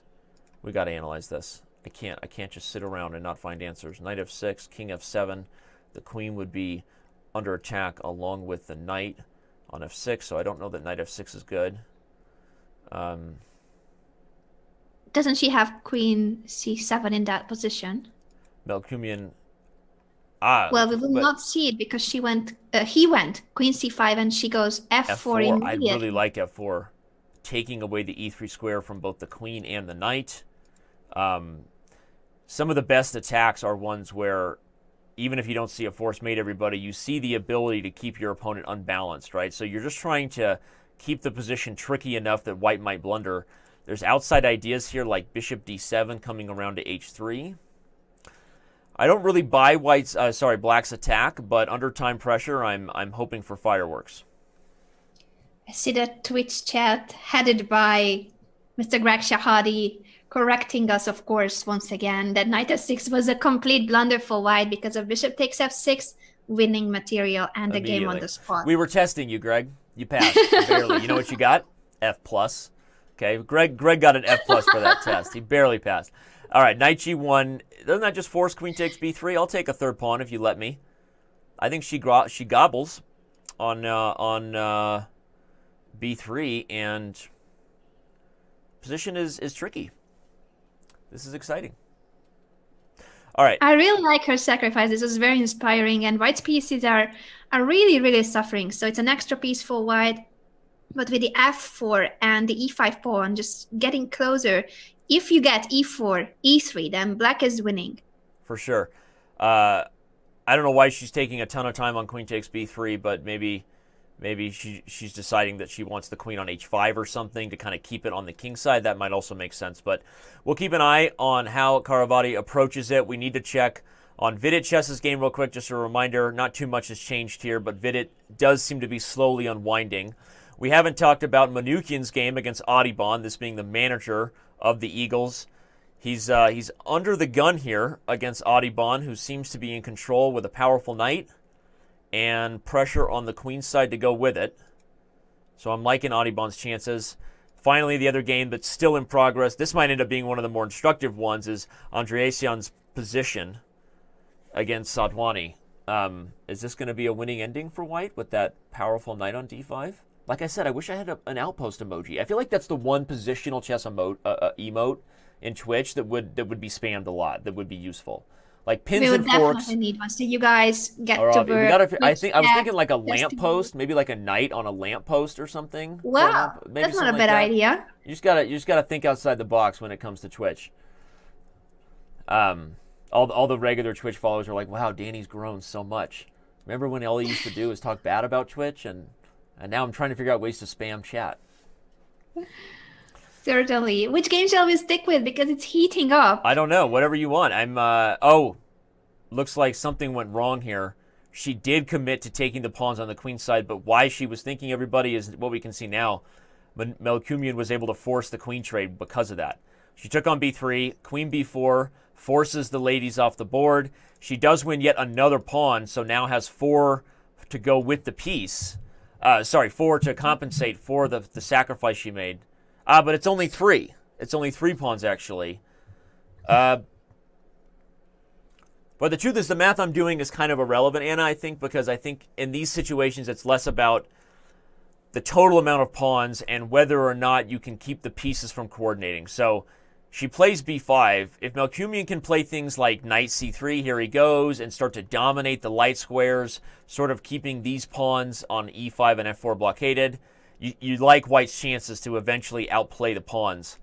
That makes you want to just get totally crazy and just advance the e-pawn. Why didn't she? I wonder if she had the ability, Anna, in that last move to play e4. This knight on d5 was pinned to the rook on d2. I wonder if e4... This is just such a complex game. I think her sacrifice was definitely worth it. She either had compensation or even advantage after the sacrifice on f3. Okay. But with the trade of queens, I start to doubt that she will have enough for winning this game or even holding this game. I wonder if this was a line that she couldn't have gone for. e4, if takes b5, something like d2. Again, trying to gain a tempo on the rook. But I guess maybe at the end of some of these lines, you're worried it just becomes all these trades become a big fancy way to trade, and if they do, maybe these pawns eventually fall. So, okay, obviously, I'm not somebody who calculates for a living. I just stayed in a Holiday Inn Express last night. So I don't know what's going on here. I just do know that it looks, I agree with you, slowly her compensation and pressure seems to be going away, so you start to like the pieces better and better. Yes, indeed. And the knight on d5 was doing a good job blocking the diagonal of the bishop. That was the main reason why she had to actually swap queens, and there was no more attack against the king on f1. Okay, well, full disclosure, everybody, keeping you updated on the results. Vidit Gujrathi did draw his game with Grigorian, so a small victory there for the Eagles. Not only anytime they get a peaceful result, they get closer to leveraging their match advantage, which is that the Eagles will move on to San Francisco in a tied match. Don't forget that as the pressure builds today. So, Gujrathi gives up a draw. The game here between Adibon and Manoukian is still crazy, but looks like it's getting closer to an Adibon win right now. Adibon breaks through, both getting the b7 pawn and the f7 pawn since we last looked. I think with likely it looks like Melkumian taking care of business. If the piece converts it, then it's going to come down to whether Sadwani, the board 4, can hold on here, maybe get a draw with the bishop against this knight in this endgame. Can he? What do you think? I mean, you love the knight, but then you gotta. I am a big knight fan. Right, but where's the target? Except for the pair of bishops, that is of course favorable in most positions. I think I would just done a little bit of MVLing, or in this case, Andrea Sianing. I just take it for granted that White has an advantage because he is the stronger player, but maybe it's completely wrong. Right now, you look at, and well, I think visually too, you quickly see the knight and you just imagine that there may be some way to break through, but the more you look at the position, the more you realize, despite how optically beautiful the knight looks, White lacks targets.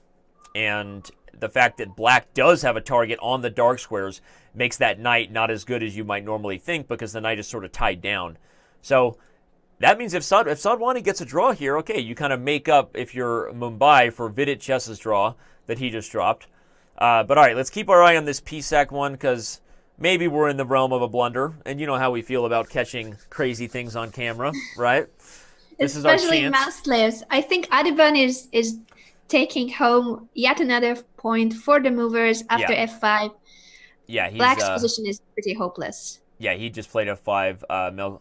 Manukyan can't even take on e5, really, because of tactics on g6, so I think we're likely to see a resignation or a blunder in the next few seconds. Okay, he does take e5, but White's choosing. Taking with the pawn makes sense because king h6 would allow knight f7. That's what's going to happen, I believe. Or just trade on e5. That's even more accurate. Oh, okay, he doesn't. I thought you could trade on e5 and then play knight check. You would have won a piece straight up.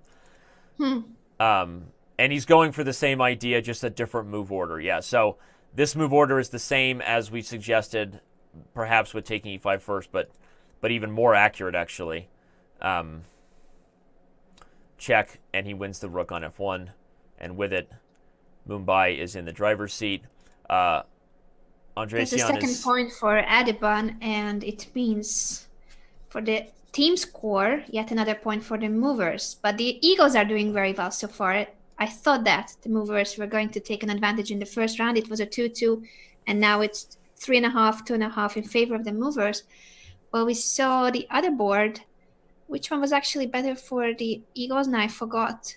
Well, oh, no, it was the young boy, the board 4, Raunak Sadvani, holding on to that minor piece endgame he drew against Andresian a few moves later. It's over. Okay, so that's a big draw for the movers, especially given that Vidit Chess, he was scathed in this one, and Melkumian is going to do what he was supposed to do, I think, and get a win here against Isha Karavati, but all that's going to do is bring us to yet again a 4-4 tie heading into the round 3, Anna, which is, things remain deadlocked, means that the movers still haven't done anything to prove why they're going to move on, right? The Eagles are okay with this. If this matchup just continues to be deadlocked forever, they move on to the semifinals. So, all right, we're going to assume that is it safe to assume that Melkumian converts this? I guess it's not. Well, it takes some technique, and at least he has the time for doing it. Yeah. Still 50 seconds, while Isha is down to 9 seconds. The next round of games, of course, between the Migraines and the Turtles is fully underway. We're going to jump over to the game between MVL and Mr. Raphael, username Raphael, in just a moment here. As okay. Another French? Oh no, it started out as a Polsen. You wish, right? Look how excited you got for the French right there. It is a French. Right. By move 5, they managed to reach the best opening ever. Yep. Well, we have not a French structure, right? A French against the French. A French against the French, right? MVL is in the driver's seat. For those of you keeping score, don't miss mate on c7. As long as black doesn't blunder that, we still have a game because white's king is potentially open as well. You see the open g file. Immediately you kind of get a little worried about tactics here. But okay, if the queen comes to c6 for black to guard c7, I mean, I want to get crazy and look for some sort of sacrifices on the b file. Likely there's nothing to that. So, so what do we think here? Is MVL really any better here? I mean, white is down a pawn, at least at this exact moment. Okay, we shall see that queen c6 has just happened. And whether we are MVLing or white is actually having the upper hand for the sacrificed pawn, we shall see that. I'm not sure how he can break through this defense. The knight on c4 is very well placed, closing the c file, and the queen now controls the key squares. He can even play queen d7 at some point, trying to chase away this h7 queen from the 7th rank. Well, rook e1 is a nice move by MVL. Again, we'll just keep pointing out the tactics for those who don't immediately see it. Rook takes e6 is now on the docket, which would take advantage of the overwhelmed queen trying to guard both c7 mate and the pawn. So rook e1 was played instantly by Leon Beast, threatening to capture on e6. And one thing to note is that rook d to e8 doesn't even guard the pawn, Anna, because rook takes e6 is still possible, due to the fact that if the rook takes, g8 hangs, and if the queen takes, we still have mate. So there's some there's some compensation here, which makes me think we're not MVLing it. I think white does have some real pressure, despite being temporarily down a pawn, and it's looking more and more dangerous for Sebenik. Honestly, the longer I look at the position, the more I like white, which is the opposite of the rook ending where we MVL'd it. I agree with you, and my move, queen d7, is not really working, at least not keeping the pawn. Queen d7, even queen takes d7 for white, and I will either drop either the e6 or the b7 pawn, but he's going for it. I think he has to. I think there was just there was no better options, right? I think MVO will trade, and likely we'll see rook takes and rook takes e6.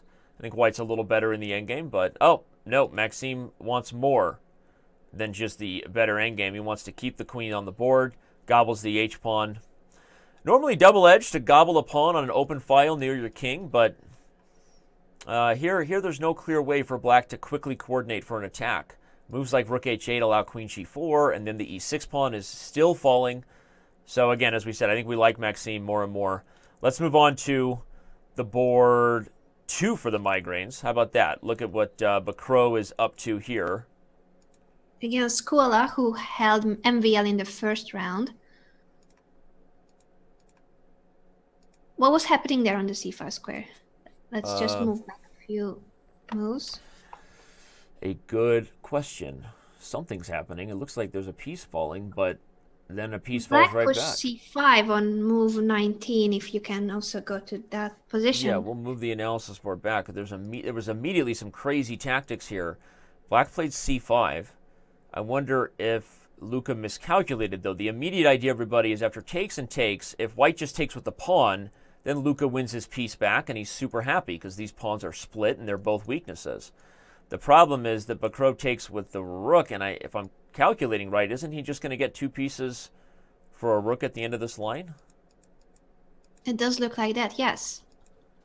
So at the end of the trade, black is down the exchange, so to speak. Normally you think of rook for minor piece as the exchange, but here you've got white with 2 minor pieces for the rook, and unless the rooks immediately are getting second-rank pressure, which Luca will strive for, usually you really favor the minors long-term in these kind of positions. So I wonder if c5 was played either by an evaluation that black thinks his rooks are going to dominate the open files, or if he just blundered the move order there. Anna, what do you think? I think that he was really hoping for some kind of an initiative with c5, and perhaps he misevaluated the possibility of rook takes c5. Yeah, the move order, right? Just was yes, tricked. Exactly. That white had the time to trade queens on d8 and then have 2 minor pieces for the rook and the pawn. Shout out to Grandmaster Robert Hess, who is also here with us in the Twitch chat. He's going to be commentating on the next segment with Alexandra Botes. Yep. Both chats are rolling. Shout out to everybody, whether you're watching on Chess.com TV or Twitch TV/chess. Thank you for being here. Almost 2,500 of you. We seem to be maintaining a pretty decent number there, and we hope that if you have any questions or any comments or just want to say hey, just shout at us or spam some emojis. That always gets us talking. All right, Bishop D1 is played. I really like that move. It guards the C2 square and prepares maybe to bring this knight back to B3 if the other rook comes into D2. The coordination of the pieces versus the aggressive sort of powerhouse approach from the rooks is the imbalance here. I always find these positions really instructive because both sides want different things, so you can see how one side tries to outplay the other. All white needs is a few moves, right? If these bishops get off the back rank and you can kind of maybe even get another pair of rooks off the board, eliminate black's pressure, the minor pieces will slowly outmaneuver black. So do we see anything for Luca to get anything before white does that? I agree with you. I just see that Robert is a little bit sad because we have swapped teams, but what can I do?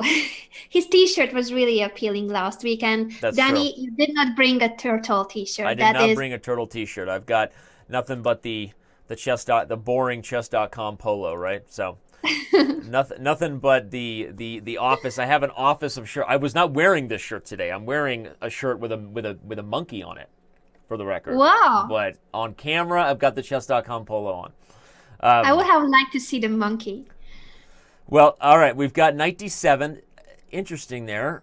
that allows knight d3. That's my first instinct, is to keep the minors on the board and try to maneuver them to the dark squares. Knight d3, knight b4 is my thinking of what Bacro should try for here. But if he can trade and quickly activate, he might consider that as well.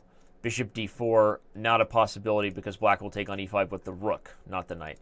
All right, well, we'll keep an eye on this one. The other games are moving along. It looks like MVL is in control of his game, although Black's got some F-file coordination here. This isn't over yet against Grandmaster Sebenik. What other games do we... Ooh, Imbalance Town. Population Us. Look at the game here between Luka Lenic and Gazzoli. What in the world? Black has no development on the queen side. I think White is just putting on the clamps. What about just rook d8 check and then take on b5? This is a position where Lenic could be winning really quickly. Exactly. What happened to Gazzoli? I think know. he's still recovering from the first game where he was a pawn up and then he dropped a piece. This is looking horrible. This is what you should not do as Black. Keep your pieces on the back rank. And now I agree with Danny. Rook d8 check. Oh, well, honestly, this is okay too, I think, because there's no way to stop rook d8 check. Right? Maybe you'll get Black to go crazy and think that he can stop you with his king and play king f8. And then we'd have the wonderful, very clippable checkmate on e8. I'm secretly hoping for king f8 right now. I'm not going to lie. King f8. Come on. But okay, no. Gazzoli doesn't play it. We're going to see rook d8 check and then bishop d7. Black is going down the exchange here. I don't see any other way around it. And yet again, this is a horrible day for Gazzoli. Right now, I think you called it, Anna. You said that psychologically, emotionally, he would have a hard time recovering from the blunder in the last game. And right now, that looks to be happening. This is what happens to us chess players. We are not robots, and unfortunately, it affects us that we spoil a winning position. Yeah. All right. Well, we'll see if he can convert cleanly. The one thing for Black is the bishop and pawn guard each other. You know, it's going to take a little bit of technique for White, but without a ton of targets for the bishop here, you'd think that Lenic will be able to do that. All right. We have a result, though. We have Borisik wins against the young adorable one. Can we just knight him? Can we knight him, the young adorable one? I'm not exactly sure. Young adorable Andrea Moretti, my favorite player. Yeah, he goes down today. All right, Borisik takes out Moretti, and that's going to hurt right now. So that puts the Turtles again. Right now, they're totally in control of this match. Up 4-1. The game between Leon Beast and Sebenik is getting trickier and trickier right now. This has not gone the way I thought it was going to for MVL. I mean, I thought he was in total control, and right now it feels like Black's pieces are just getting all the pressure. It's certainly not the best day for Gazzoli, neither MVL. He's not in his best shape, and what we saw before with White attacking, now it's just, what is the queen doing on d1? How did it come back to d1? Hammer doesn't even think that in the last game that maybe White shouldn't have gone for this idea of being up the exchange. It's interesting because the other option, which was very real, was to just move the bishop to a safer square, something like bishop d3, and there's still a ton of problems getting out of this bind, I think, with the bishop coming here. But maybe he didn't see, or he was worried he couldn't hold down the bind long term. So interesting stuff there. Shout out to Hammer in the chat. I still think White's the only one who can win this, but yeah, I mean, this position here is one where you're super nervous if you're MVL. I guess you are up 7 minutes on time. So even if Sebenik unwound his way somewhat, he doesn't have a lot of time to come up with something. And when you play a 2800, that's hard. But okay, we'll see. It's We'll see really what happens hard, and I think I like his chances once again with the king on b6 and the queen finally finding a way toward that king after queen b3. This is not looking so good for Black, although he has managed to bring all his pieces to the f-file. I'm wondering if Maxime is calculating queen b4 here, Anna. All right, queen b4 gives up the knight on f3, but it can't be taken due to queen c5 check, rook a1, and I think a mating net, although I didn't see the mate immediately, but I think there's got to be a mate there. So queen b4 has got to be on the docket. I think just rook to b1 for Maxime. looks dangerous for black. Okay, he goes Oh, for I love queen b4. B4, I like and it. you called it, Danny. You're in a very good shape today, I must admit. Here comes mate, I think. So black has to give up on the f-file. The real issue, though, is he can't even guard it with the queen. I think rook c8 is forced, guarding the c5 square, which, yeah, he plays it, which gives up the pressure on the f-file, and now rook b1 is even stronger. So if I continue to guess, okay, he plays rook b3. I was going to say that one reason you want the rook on the c-file is the knight remains pinned, so to speak. But, okay, he plays rook b3. And maybe it's just a Whoa, rook e6. nice finish. The hammer broughton. The hammer broughton. The queen is overwhelmed. And b5 is mate. That's how you do it, everybody. That's how you do it. Big win there. Nice. Something the Migraines needed. Their captain coming through in the clutch. Gazzoli is still under the gun against Lensch. And what about the game between Bacro and their board 4? Luca number 2. Luca squared. Luca, young Luca. Luca Scuola against Etienne Bacro.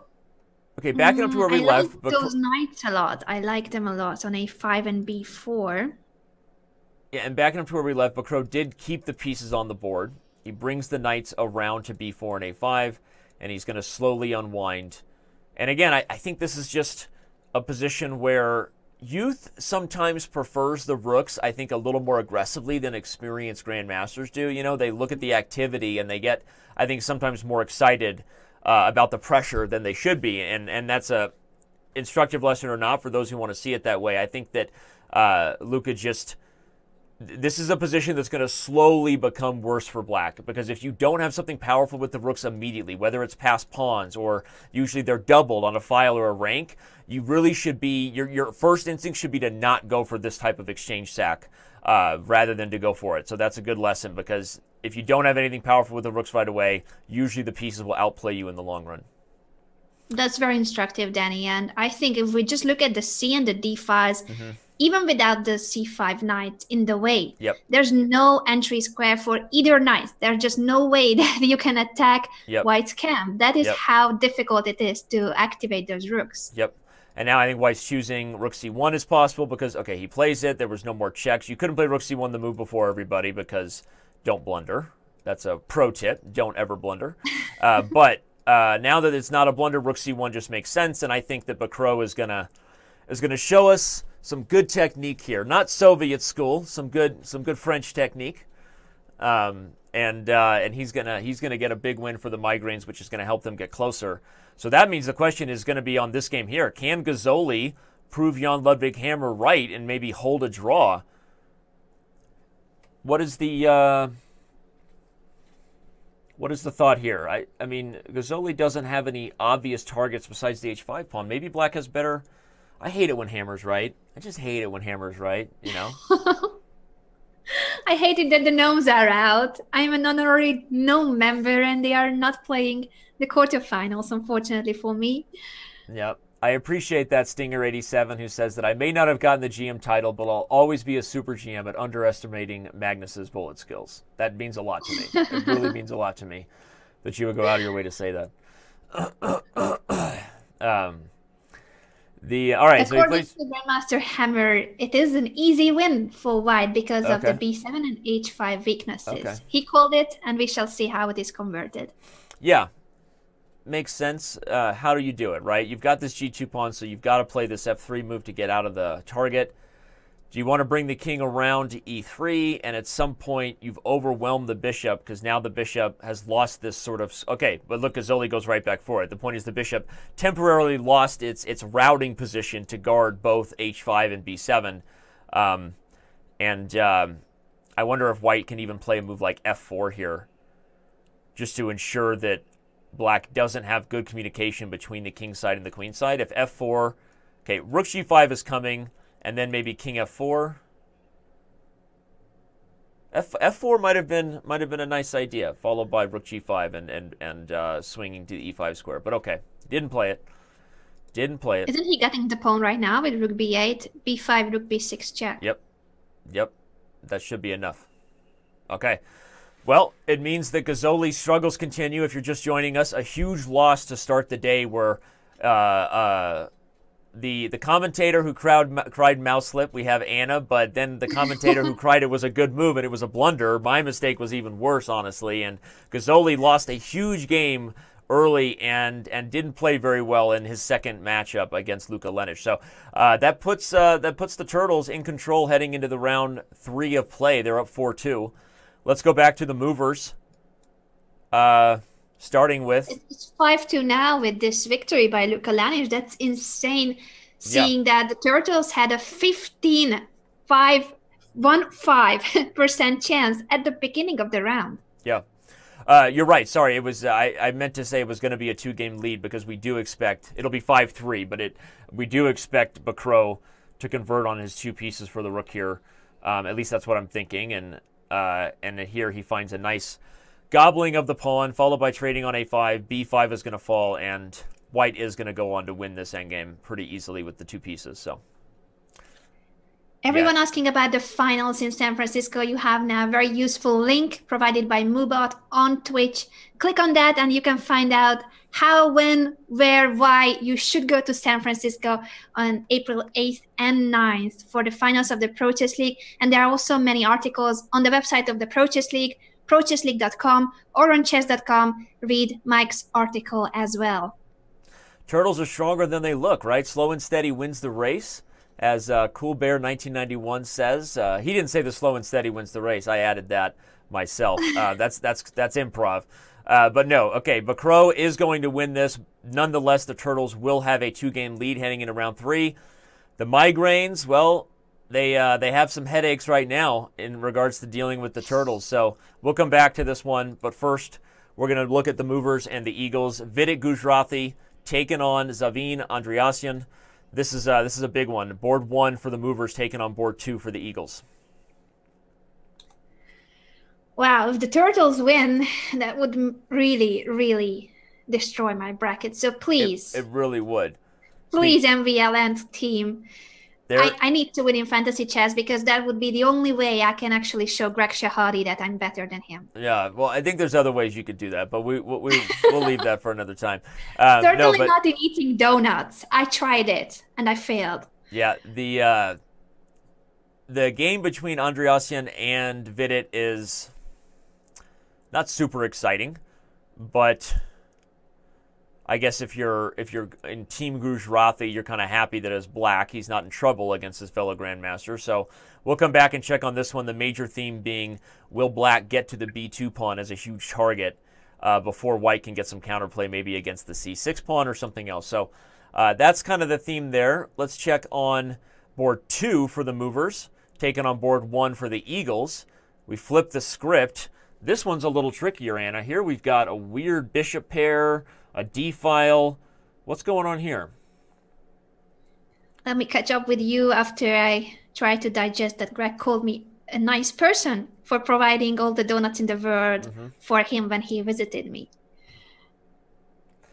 The d-file, we've got we're staring each other down on the d-file here. To the Batcave we go. To the Batcave. I have to go get my analysis on.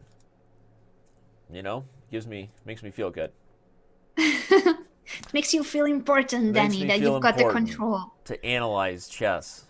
Yeah, that is just such a cool thing to do. And that's what we have been doing for so many weeks. The Pro Chess League started in January, and now we are almost in April. We still don't know who will win. Finals are coming in San Francisco, April 8th and 9th. You guys should get your tickets. I see John Will-Bighammer is getting onto that direct flight, hopefully Oslo, Oakland. You guys should do the same, certainly. Oslo, Oakland. That sounds like a pretty short jump. Just next door. Next door. The thing I'm thinking for Melkumian is since they're sort of, they got a staring contest going on the d-file, maybe he plays a move like king h2. I know h2 has been a dangerous square for kings today. But if he plays king h2, there's this threat of f3, and that knight is sort of overextended there. I'm wondering what black will come up with to make sure. Oh, king h2 just doesn't work because he can take on d3 and take f2 with tempo. I took that for granted because I thought it was pinned to the bishop on c6. So, okay, so king h2 doesn't work. I was kidding. It's not good. It remains a landmine for kings today. But we do have this interesting thing where this knight on e4 is super strong. Will white find a way to attack it or take advantage of it? Melkumian is gone into the think tank, and this is where the movers have to make their move, everybody. If you look at the ratings on the board right now, even if we look at the odds heading into the matches today, where you see the movers getting the edge is right there at the top, where Vidit Gujrathi and Audubon are both outranking every player for the Eagles, right? So that's really where they're supposed to make their move. You need Vidit Gujrathi and Audubon to outscore even our prediction. I mean, 3 out of 4 is at least what they need. You might need one of them to get 3.5 out of 4. So I think if the movers have a chance against the Eagles, this is what you need to see happen. Certainly, and Audubon is coming just back from Iceland, winning the Reykjavik Open. He's definitely full of confidence, a very positive guy, but now he's even in perhaps the best shape of this year as far as it goes to his tournament. The Indian team, they've just had a training camp with Vishiana and the Olympic team, including Vidit, Audubon, and the rest of the Indian stars. So I'm sure that they are in high spirits and they want to make it to San Francisco. Agreed. Let's move on to the game we haven't looked at yet. We talked about the different board 1 and board 2 matchups for each of these respective teams. Now we take a look at board 3 for the Eagles, who is black and kind of under the gun against the board 4. Quick calculation says that I can't calculate. No. Quick calculation says that white has got some pressure here. Let me catch up with you. I was looking at another game. Trades queens on c8, and the b6 pawn is falling at some point here. He's going to have to play knight d7. Grandmaster Robert Hess is really an IM at heart. Yeah. That's funny because I'm really a GM at heart as well. So that's just, I agree with that. All right, well, after knight to d7, what happens next? I guess maybe the d4 pawn is more of a problem for white than I first realized. You can't just immediately start a maneuvering idea by this knight because of d4 falling. So why is Grigorian taking so long to play knight d7? I don't know. That's a good question. What other options he has? Yeah, knight c6 to go for the d4 pawn. Maybe that's what he's calculating right now. Ah, okay. Okay, right, yeah. Possible. I guess the risk is knight... Okay, he goes for it. Knight c6, knight b6, knight d4. Is white just going to play a5 and try to... I'm looking at knight f3, a6. Just all in. Bishop d4, a7, and you run out of time. He goes for the d4 pawn, so let's see what's going to happen after knight takes b6. Yeah, no, knight b6, knight d4, a5. What's the idea? We shall see that. Knight takes b6 on the board. Ah, knight he's a5. knight a5 going after b3. Wow. That's nice. That's a lot stronger. Very going for the strong. b3 pawn and also blocking the a pawn. Blocking white's strongest pawn, targeting white's biggest weakness. And if the knight comes to d2, then d4 falls the old-fashioned way by the bishop. It's a very strong move there by Grigorian, showing the young man how to approach the endgame here. So this turns into a tough one for the movers. Okay, let's check on the last game that we haven't looked at in this round. That, of course, being between the other board 3 and board 4 matchup. Board 4 for the Eagles, board 3 for the movers. Manukian hasn't gotten on the board yet, the manager. He's looking to score now, but looks like black's just worse in this position. The d-file owned by white is kind of critical. I love it. I and like also Karabati's this position. f5 knight is very annoying. Agreed. Yeah. For sure. You can even just move the bishop back, trade on d2, and probably white's a little better. I mean, okay. You also have this 3-on-2 pawn chain versus a 2-on versus 2, so 3-on-2. Duh. So black has a potentially very quickly mobile way and route to a passed pawn. You always want to evaluate those things before you transition into the endgame, everybody. But with the d-file belonging to white, you have to trust that white's counterplay is going to be stronger than black's because it's the only open file on the board. So okay, I'm excited, just like all of you. The match predictions started at about the same thing you see them now, 58% for the Eagles over the Movers. The Migraines were heavily, heavily, heavily favored against the Turtles, but that matchup is getting closer and closer with the Turtles currently holding a 2-game lead. Okay, so if you're just joining us, thanks for being here. That's what I'm saying. Here comes the trade. And Black is protecting the D-file. Anna, your thoughts? I still like it a lot for Isha. I think she's going to win this game against the manager of the Eagles, which would be good news for the Movers. They should get the upper hand in this match, which so far is quite balanced. Shout out Dev Invisible. Appreciate I it. wanted to read out that comment that you are his favorite commentator in the entire internet's world. He or I love she. that. I love that. How cute. And shout out to Keldy RA, who just subscribed to us on Twitch. Really appreciate the support. All of our members on Chess.com and Twitch, all of our subscribers, thank you for your support. The chess world needs your love. With you, these events happen. We really appreciate it. Thanks, Chess Bay, for bringing that comment to my attention. For a second, I thought it was Chess Bay saying I was her favorite commentator. I knew that wasn't right. So I had to read. I knew she doesn't feel that way, so I had to read it a little more closely.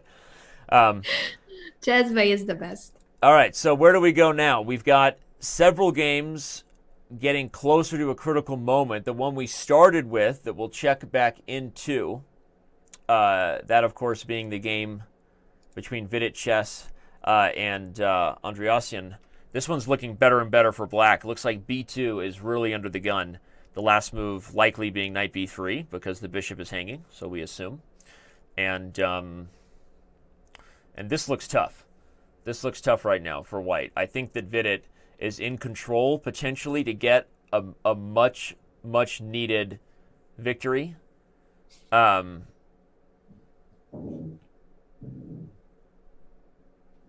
well, you need board 1 and board 2 to get victories if you're Mumbai. So let's say Vidit continues the pressure. What's happening in the second game? Sorry, board 2 for the Movers. Yeah, Adiban versus Hrant Makumian. This is still a position that is complex, but I would say that Black is doing very well with this knight on e4, and he has just pushed b4, more space, and now the control of the d file. The bishops are not doing very well, a pair of bishops, but this is not the position where you want to have a pair of bishops. Yeah, especially because the knight is just clogging up all runways here. Yeah, I don't even know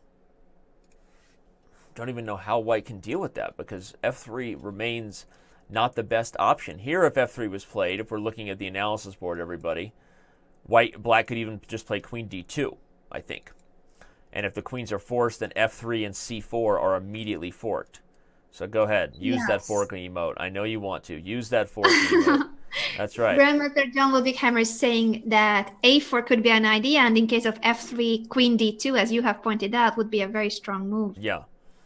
Yeah, so I think that Adiban, I mean, as we said, he's the board 2 for the Movers, but he's still higher rated than the board 1 for the Eagles, and that's the critical stuff here, because if board 1 and board 2 can dominate this match, that's how the Movers get to San Francisco. All right, let's move on to the end game. The brilliance that we saw there from Grigorian, really putting pressure on White. Managed to steal the b3 pawn, and still this a4 pawn is right where we left it. So Black is looking better. Maybe not necessarily a winning endgame for Black, but Black is looking better than he was when we first got here. King d3, not sure. King to d3, the king can come to c3 and b2 and c2. Yeah, hard for me to believe that White should lose this endgame. It does not look like he's actually versed. The b pawn is of course dangerous, but with the king placed so closely to the passed pawn, and there's no real entry point for Black, I think that Ronak, our 13-year-old Indian talent, is doing well in this game. Yeah, he's doing fine. And the only way you look at this is, well, two things. Like, if Black isn't careful, this whole b pawn being passed could backfire. If that pawn falls before the a pawn does, suddenly White's in a position with an outside passer, and Black doesn't have one. So king c3, b2, the king comes to c2. I think we're going to see that line, and And white's going to prepare ideas where he can maybe remaneuver this knight from b5 to around to even something like d1 and just straight up gobble up the pawn. So, yeah, I mean, we give black credit for this, but I think unless black gets e5 now or tries to do some sort of aggressive counterplay while white is busy with the b pawn, I really think, and I don't even think e5 is good. I think that white's doing okay here. My prediction with no engine or anything, I don't know. I think that white is doing okay. All right, other games rolling on. Where should we go? Hard to keep track of all of them. Everybody, if you're just joining us, thank you for tuning in to the 2018 Pro Chess League quarterfinals. You can go to chess.com TV and click a button below the player and instantly follow all the games if that's what you're into. If not, then just stick with us right here on Twitch or chess.com TV. You don't even need to go to the live server, and we'll choose your adventure for you. All right, we got to go to this one, Anna. Time pressure ensuing. Melkumian and Adibon. Let me find you Adibon's game.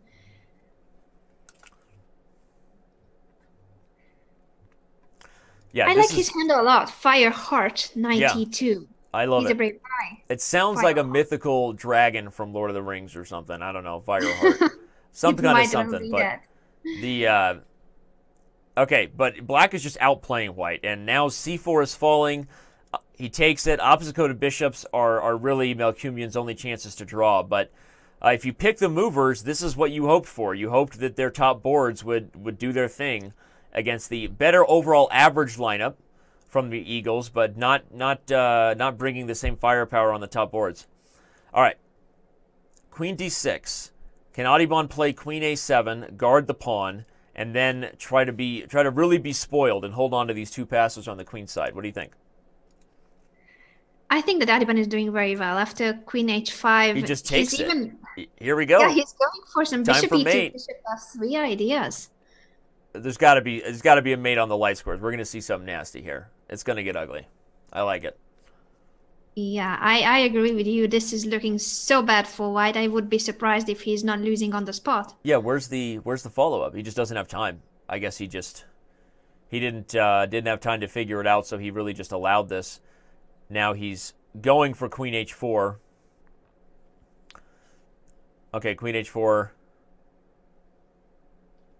would be defense, so where's white's knockout? Where's white's knockout? Let's find it before Adibon does. Come on, everybody. Okay. Bishop f3, Queen h4 is the idea of white. Let's here he goes. Well, he just flips the queen back around to e8, I think, and comes to the d file, and that queen is out of play. That's the idea.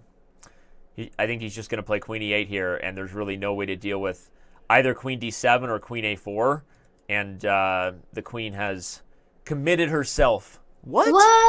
Why? Okay, did not expect this. I did not either. I mean, maybe it's still winning, but why trade queens? I think he's just winning with the b pawn and the h pawn falls. I think. This is feeling like that was a weird decision. I agree. I mean, wasn't seriously? Wasn't Queen e8 just winning? I thought so. I mean, with the bishop on f3, it's very difficult to believe that white had a good defense against the queen entering on the d file or a file. I'm very surprised that he actually went for the trade of queens. I think that he's still the only one who can win, right? So there's that. But queen, I wonder if he missed that he was threatening Queen a4, Anna, because if you look at Queen e8, perhaps he considered that the bishop could come to d4 or something, and he didn't immediately see an entry point, but maybe he didn't see that Queen a4 was winning on the spot. I mean, honestly, I'm shocked by that. I think that idea was much stronger. So we'll see if. Me too. And according to Robert, and shout out to, of course, once again, Grandmaster Robert Hess and everyone in the chat, he even had Queen h3 before Bishop f3. So he was threatening Queen to f1 check, and that would have been game over in 2 moves. Yeah. So multiple wins for Adibon. He may still get the victory against Armenia's board 1, but the movers are, this is a huge moment for them to start to make a move, right? Pun not intended, but they need to make their move because if they tie against the Eagles will move on.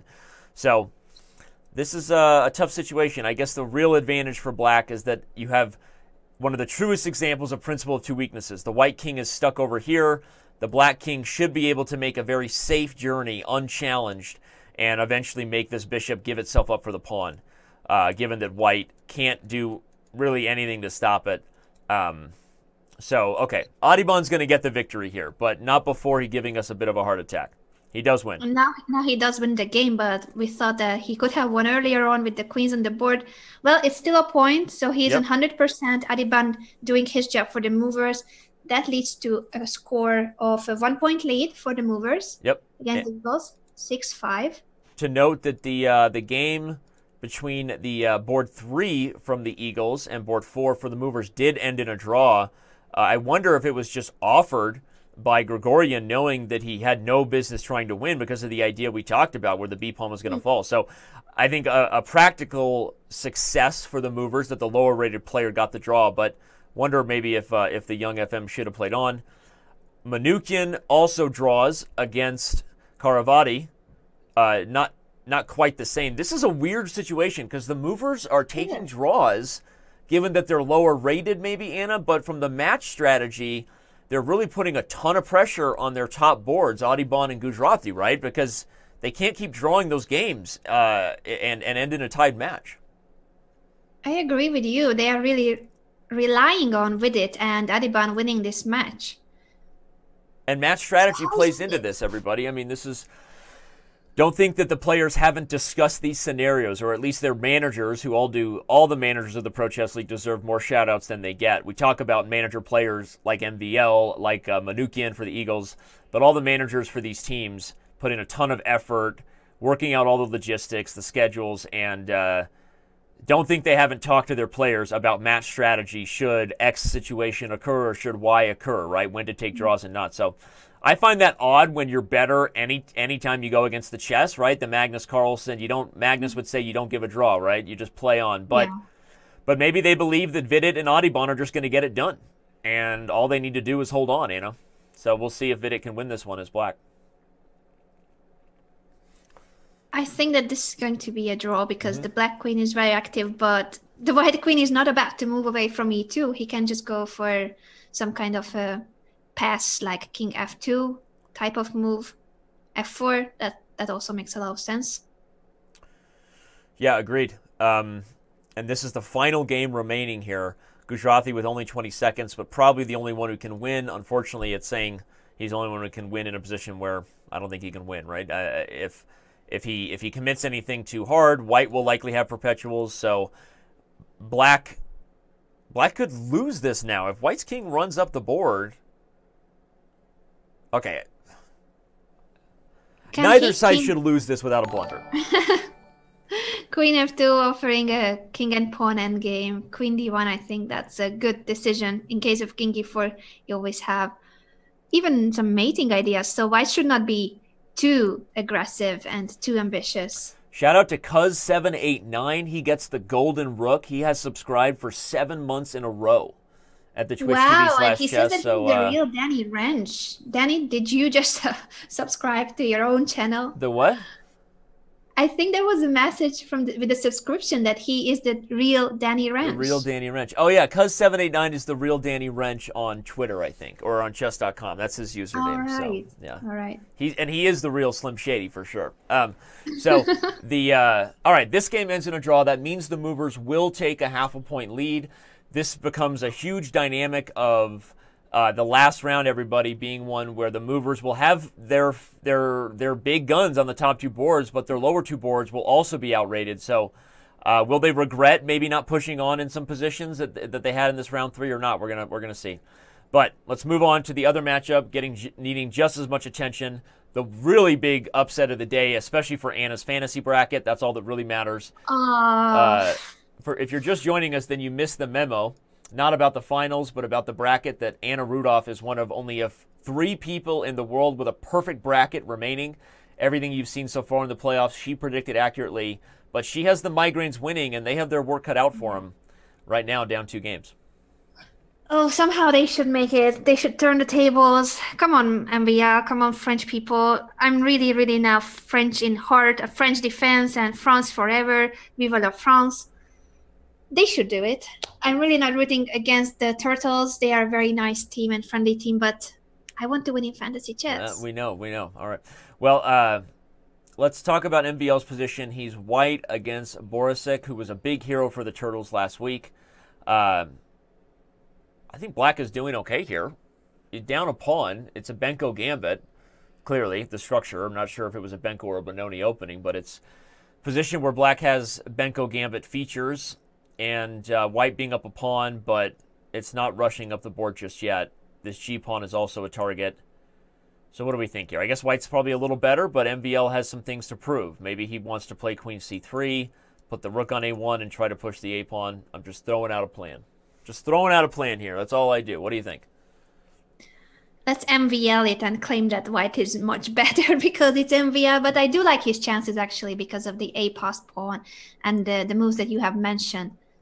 So let's just think that white is going to win this, and the migraines will get closer to tying the score. We're gonna root for Anna's wishful thinking. And shout out to Fiona. She's the other person out of the three of us in the entire world who has the perfect bracket. Oh wow, so I didn't know that. Amazing. She has just joined us as well on Twitch, Fioncetta, with the perfect score. Amazing. Well, funny to have perfect scores by two such well-known commentators. And who's the third bracket? I don't know. I think I don't know him in person, but I will figure out his handle. We need to figure out who that guy is.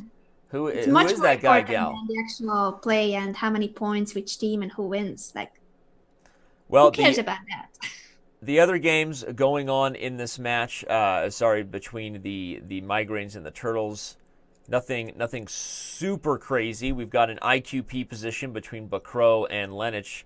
The board 2 of the Migraines also outweighing the board 1 of the Turtles, similar to the Movers and Eagles matchup. Bacro, I think, is just a little better here, but a typical IQP position where white has a small edge but needs to prove it because of that weakness on d5. Let's check in the game between Gazzoli and the other Luca, young Luca. Here we have Gazzoli, probably a little bit better, who really needs to bounce back. Probably one of the biggest reasons why the Turtles are up 2 games in this match so far has been, unfortunately for Gazzoli, a very, very rough day. And then finally the game we haven't looked at between Moretti and Sebanik. Oh, please, Moretti. This is your game. You should score now. Or not. Maybe it's too late. What is this position? Where is his rook? It's gone. Rook went bye-bye. Yeah, the rook's gone. It's not even for the G2 bishop. This is the kind of thing. You want to give up that rook, but for the G2 bishop. I like how we balance each other out, because my first comments or things I notice when I look at a position are what are the immediate tactics and threats. And I was first kind of spying at this one while looking at the chat, and I saw a fork, and I saw black's initiative. But it wasn't until I actually went to the board where I noticed that the rook was just not on a8, just gone. So yeah, Moretti is just simply down significant material here. Honestly, completely lost. So not good for the Migraines in this one. This is not his day. Not his day. Well, right now the Migraines, this could be it. This could be the upset of the playoffs so far. I mean, as far as a heavily favored team, the Turtles are looking good right now. Okay, well, where to go to next? The game between MVL and Borisic is moved along very quickly. Just directly into an endgame where MVL is just totally winning. I love it. Finally a clear win for the Migraines to get closer to the tie, which would favor them. Let's not forget that the Migraines, even though they have a 2-point disadvantage to recover from, at least they have the draw odds. In case of an 8-8, they move on to the finals. I backed up the analysis board here to show the queen didn't go to c3, but rather relocated to f4 to poke at the other weakness in black's camp on d6. Interesting idea, Anna. And after knight e5, I wonder if knight e5 was the right move from Borisic, because the endgame just seemed to... I think he missed f4. Wow, what a nice positional shot. I think he made this move knight e5, trying to go to an endgame where he thought he could sort of blockade, and MVL just immediately sacrificed f4 to get the active king, and it completely breaks... Yeah, that was a crushing idea here, everybody. Follow the analysis board here, because we went away and we missed some super instructive chess by the lone 2800 playing here at this segment with this move, f4, really highlighting that what matters in the endgame is king activity and the ability to advance past pawns, just bust through. Black becomes desperate because now any trade just favors white, and white just has too many passed pawns and an active king. That was awesome. That was awesome, if I may say so myself. I love that. Well played by MBL. That's a score that actually keeps the hope of the French players alive. 5-4 now, the result between the Turtles and the Migraines. In case they tie, they will actually move on to the finals in San Francisco. And keeps your bracket alive. You can hardly hide the jubilation in your voice. I'm so sorry, I cannot be unbiased. Well, right now, also good news is that Moretti seems to have gotten an endgame where he has some drawing chances, although now I look immediately and see that e6 is falling, so white should win this one. If you were able to maintain all 4 pawns, everybody, you might have drawing chances with the bishop versus the rook, but not here. Okay. Well, a huge win, an instructive one from MVL. We think that the Turtles are going to strike back here. So the other 2 games between Bacro and Lenich, as well as the game between Gazzoli and the Luca number 2, as I like to say, these are going to be the ones that decide whether the Migraines get back in it, because Gazzoli needs to beat Luca with black. Yeah, and he needs to start scoring. He lost his first 2 games, which is just very bad for someone of that strength, the 2600 Grandmaster. One of the most fascinating things to see is that just with that single point edge that the Movers gained in that last round, by Audubon, their board 2 beating the board 1 from the Eagles, they have become the favorite in that match, because our algorithm predicts that as the top boards face off against the top boards, Vidit and Gujarati and Audubon will take care of business. So at this point, now that they have a lead, if the match remains 500, they will win 8.5, 7.5. So it'll be interesting to see whether the Eagles can pull an upset and make a move against the Movers. I'm sorry about the awkward pun, but it just comes naturally. It's like I'm like a spider being born knowing how to spin a web. Awkward puns just like flow out of me. I don't even try. It just happens. And this is without the single Disney reference. No Disney references of the day. That's right.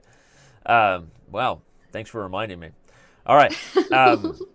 We've... Okay, I'm looking at the game between Gazzoli and Luca squared, Luca number 2, because it looks like Gazzoli is doing what he needs to do. Pressure on the queen side. Here comes rook a2. Why not?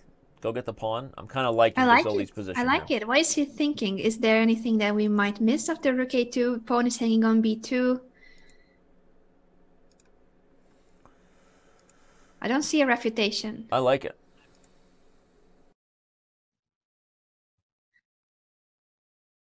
Shout out to everyone on the Twitch chat and on Chess TV. Of course, we are keeping an eye on what you guys are saying. This is a social event, as social as it can get, and it will be even more social in the finals in San Francisco, where you can come and join us live from the first ever eSport chess event.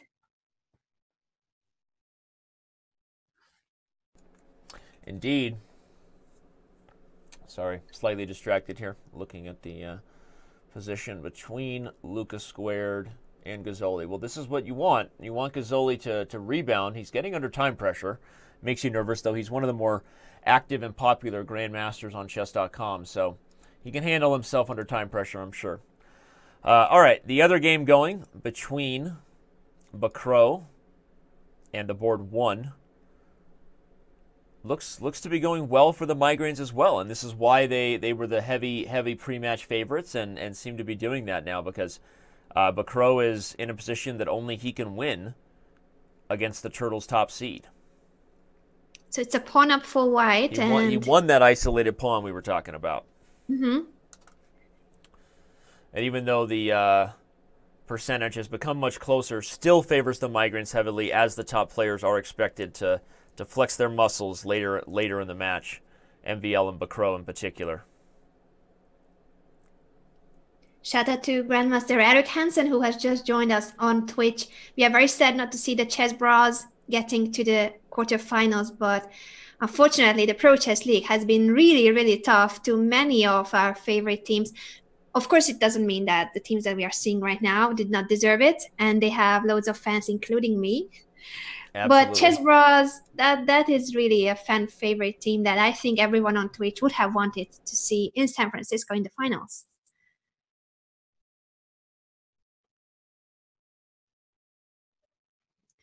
rook to d1, claiming that there's nothing on the d file. In case of king e6, he even has checks and winning the rook.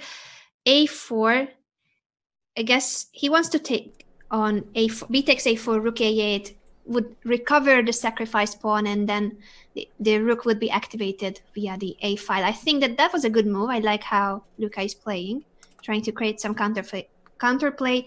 And if there's something that's good for him in this position is the fact that there are still pawns on both flanks, which normally favors the bishop, though I really like the knight on d5. Sorry, I was just checking in with the one that finished. We talked about Moretti not being able to defend that exchange down position, but then we go back to the position also between Gazzoli and Luca, where Gazzoli has now flipped back to the king side, which you kind of like because White's king has become open. Change of tempo, leave the b pawn where it is, try to open the f file and expose White's king. I like it.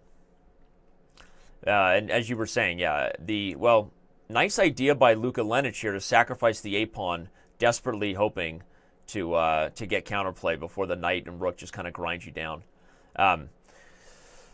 If Luka could even just draw this game as black, it would be a huge victory for the Turtles, right? They jumped out to a lead despite being the heavy underdog, and now that their top boards will have to take on the 27 and 2800 of the Migraines, and just draws would be good enough, right? You don't even need to get a big win. Just hold on and get some draws. I thought that this a4 idea was good, but I don't like anymore the outcome because it gave time for White to activate his pieces. So the knight went to b5, and after rook d7, he's just going to take on. I almost spammed the fork emoji, but it would not be good, everybody. Knight c7 check and taking a8 only leads to a trapped knight. So we're not going for that idea. Don't do that. But don't do that.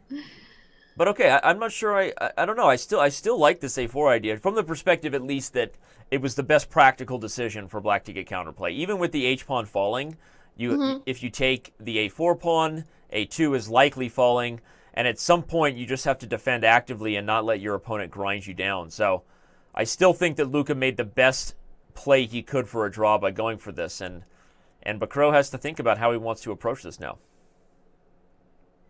You might be right that this is still a good practical chance. Though Bacro... Okay, he takes h7, yeah. Yeah, he takes the pawn, he's got more time on the clock, and he's also rating favorite. So I would definitely say that White will eventually win this game, even if it's not easy. Yeah, I don't know. I like Luka's drawing chances, honestly. I don't think Bacro's thrilled about what to do here. So what's the bet, Danny? Now that I'm going to see you in person in 2 weeks. What's the bet? Yeah, I think White is going to win the this. bet. I don't know yet, and we can put anything on the line. But I'm a chocolate fan. Everyone knows it. So. You want chocolate? Okay, so we'll do a shout out to Muff Rancher, who just subscribed, has been a subscriber for 2 months. Thank you for that. Shout out. Thank you for subscribing, and make sure you use your emotes. Let's flood the chat with some emotes. Does anyone have a chocolate emote, please? Yeah, we should. I don't know who has a chocolate emote. We should get you a chocolate emote. That makes sense for your channel. All right, well, we've got... The point is, I think that Black has really good drawing chance, and I think Bacro's time is actually suggestive of that, because he's not sure how to create enough counterplay with the king side before White has to not only defend the a-pawn, which he's going to lose, but then the knight will immediately come under fire. Okay, so he finds rook a7, but here comes rook b4. He's going to play rook b4 to gain a tempo on the knight and immediately create counterplay against the white king. So the point is, time pressure is time pressure, and with best play, maybe the engines still drastically favor White. I don't know. Ooh, maybe White has a4 here. I didn't see that move. Okay, he doesn't go for it. I thought maybe a4 defending the knight might have been a nice idea, but I do think, you know, this is the kind of position that White could even mess up under time pressure, because the rook and bishop are so much better actively than the rook and knight if they get coordinated. Yes, it's 2 pawns up for White, but it's not so easy to convert it after knight a4. That's a Black, nice of course, move. Cannot take the pawn on a2. Knight takes c5 would win the rook. Huge. That was huge. In fact, that's probably enough for me to be wrong and you to be right, which is good. I'm okay with that. What kind of chocolate? Whatever chocolate you want, we'll figure it out. Awesome. I think that if the bishop is traded off for the knight, the 2 extra pawns in the rook ending should be plenty. So if that means the Migraines get one game closer, we flip back to this game between Gazzoli and Luca squared, and it's looking better and better for the Migraines to bring this thing to a tie. Not only are they heavily favored on rating everybody, they also have the match draw odds just like the Armenia Eagles do versus Mumbai. So, yeah, it's looking better and better for Anna's bracket to remain perfect right now. All right, Gazzoli is... He's not winning, but he's definitely better here. If you look at the open king for white, right? I mean, is he playing h5, or is he looking to even just sack and really blow open a quick mating attack against the king? What would you do here if you were black?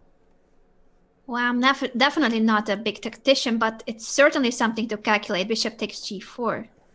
If you take... Okay, he goes for g5, which makes a lot of sense, too. Okay. Because he's not in a rush. You cannot activate your rook from f1. There's no danger with the bishop on b1. The only good piece of white is actually the e5 queen. Yeah. Yeah. f3. Interesting. Now that the pawn's not hanging with check, there could be some ideas where the rook moves off of f1 to e1. I might play rook e1 now, at the very least. I like queen e6 because that endgame would have favored black heavily. The d4 pawn would have dropped sooner or later. Well, now after queen b8 check and the king moves, white is dealing with two threats. The d4 pawn is falling and the threat of queen e2 check in some positions. So, okay, rook f8. Is white going to take b7? Okay, he's all in. Here we go. Don't blunder mate in 1 if you're Gazzoli. If you move the bishop from d7, you would blunder a backdoor mate on h7. So that would have been bad. It's not out of the question, though. What is Gazzoli doing? Yeah. I don't understand what he's doing here, honestly. Blunder. He's got no time on the clock now. I mean, neither does Luca, but this has become completely wild, and it felt like black was in total control. You got to move the king. 8 seconds for Gazzoli. I don't know what he's doing. I don't know why he moved the rook back either. Or okay, well, at this point, Luca got that pawn for free. Yeah, according to Robert, Gazzoli messed this up.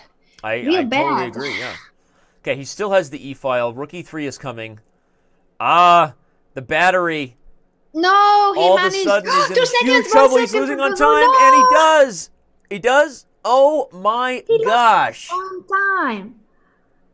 Did somebody slip Gazzoli something in this? This has been the most unbelievable performance right now, honestly, from Gazzoli. It's 0 out of 3 from very good positions.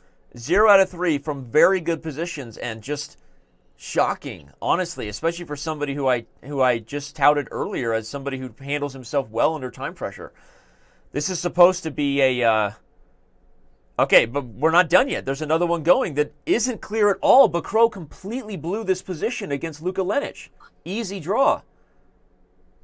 Is that? Let me join you. Whoa, what happened to his 2 pawns up? I have no idea to the analysis, but what in the world is happening here to the Marseille Migraines? That's it. It's a draw. The Migraines are out on the outside looking at the San Francisco finals. Oh my gosh, they're down 2 games heading into the I mean, that's a lot to overcome, you know, especially when your board 4 is so heavily underrated.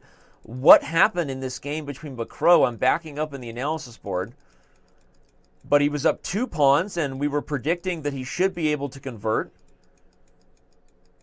And he lost the f2 pawn, and with it a whole bunch of other pawns under time pressure, and Luka made it just tricky enough to be able to hold. It's just, wow, mind blown right now, honestly, that the Migraines are in this position, down 2 games heading into, wait.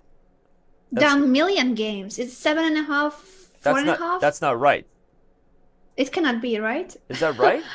It's 7.5, 4.5. Yeah, I guess that is right. It is right. It's 2 points. 2 points. Well, not 2 points. 2 points it would have been, but it's unbelievable. Short of a 4-0 sweeping turnaround, the Turtles pull off the unthinkable.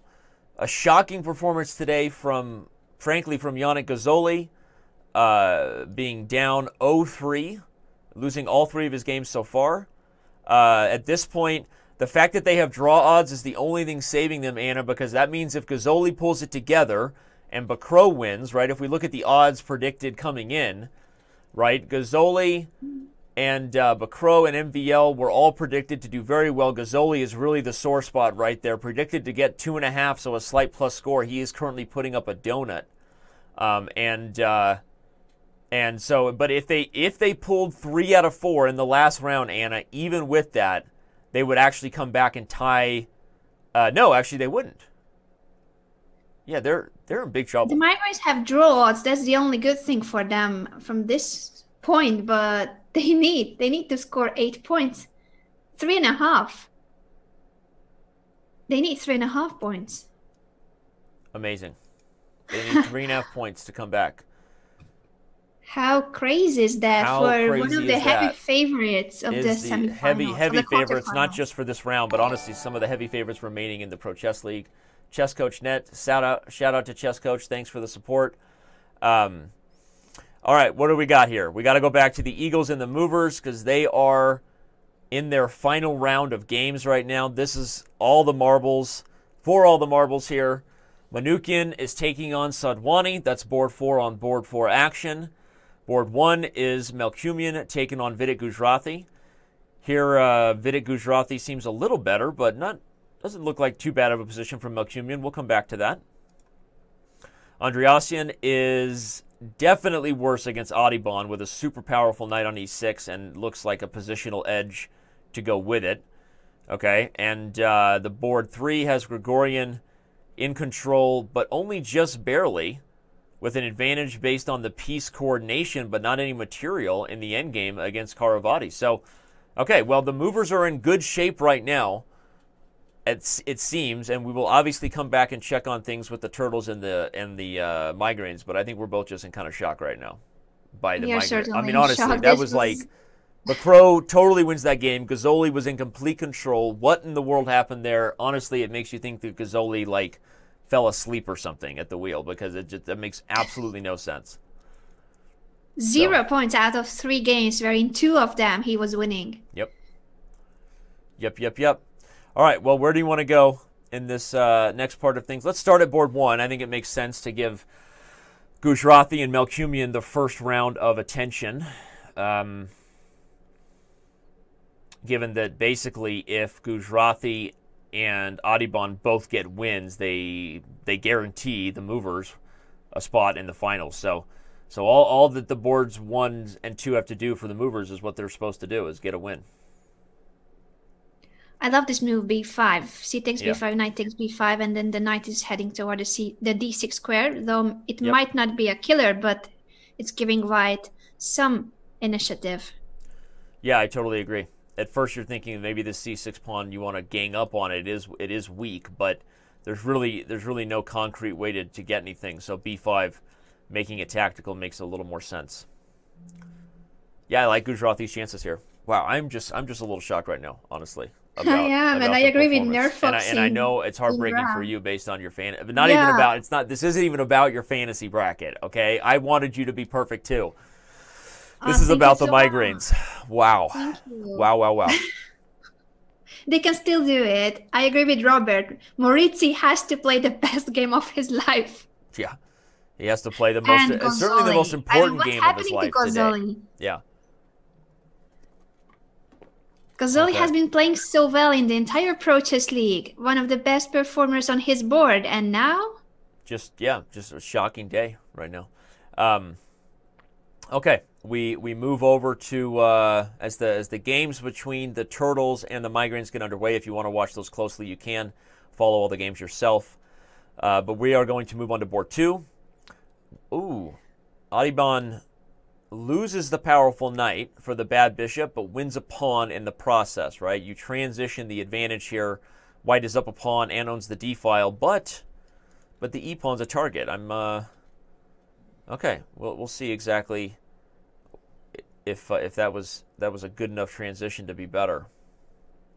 Instinctively, I don't like it, right? I love the knight on e6, and here I see a major piece ending where you're only up a pawn and you have the biggest target on the board. But maybe white is still in good shape to get a win here. What do you think? I agree with you that I love the knight on e6 more than the pawn, and I'm a pawn grabber, so this is a lot to say that I love the knight more than the pawn. But I think White had the time to expand further and take on f8 whenever he wanted. He was in no rush for sure. Yeah. I agree, and it's always weird when you get these positions where you're up a pawn, but all your major pieces are stuck guarding your own pawns here. So hard for me to be thrilled about that for Adibon, which means that, you know, that helps the Eagles' chances for sure to turn things around in this final section of games. Let's go to the board 4 matchup, Manukyan and Sadwani. Honestly, this is the craziest one. What in the world is going on here? The 13-year-old Indian talent against the captain. Whoa, this position is nuts. There's discoveries, there's attacks, there's queen h7 coming, there's rook takes d8 with check. What happened here? There are pieces missing from the board. This is why Manukyan has been so consistent for the Eagles, taking care of business here. Okay, so Sadwani takes with check, but after king e1, you've just run out of things to do. I think that black is just completely lost here. You've got too many problems and not enough time. Yeah, the queen is hanging, the rook is hanging, and he's 2 pieces down.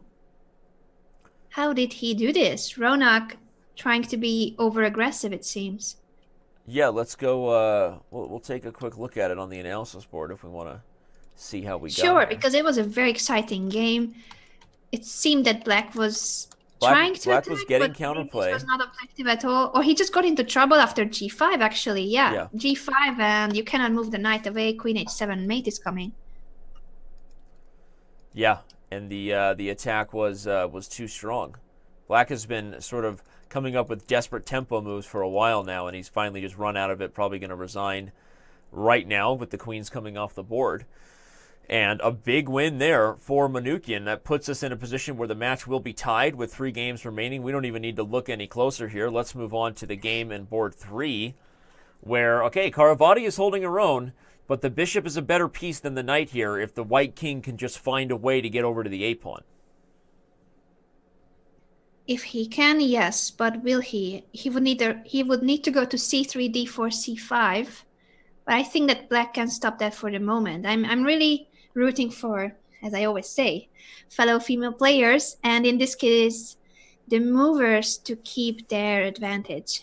No offense, Armenia fans. I'm just the movers are in a good spot to do so, I think, because I don't think Adibon was converting super well against Andreasen, but okay, it seems like Caravati's doing okay here. Ooh, e4. Interesting. Now we have a forced offering of the king and pawn ending. That might be. What would be that king and pawn end game? Yeah, I don't know. We can analyze it. Obviously, white is immediately better just based on the kings being active. But if we look at the analysis board, I think actually the big issue is that g5 isn't possible to stop. So white would just be winning, right? So on king f6 or king d6, I think white is going to get g5 and eventually infiltrate with the king to e5. So, you know, king d6 probably is met by king d4 first, but the point is eventually white will put black in zugzwang either with a move like g5 or just gain the opposition. So king and pawn endings are not an option, and she just sits tight. That seems like the right idea.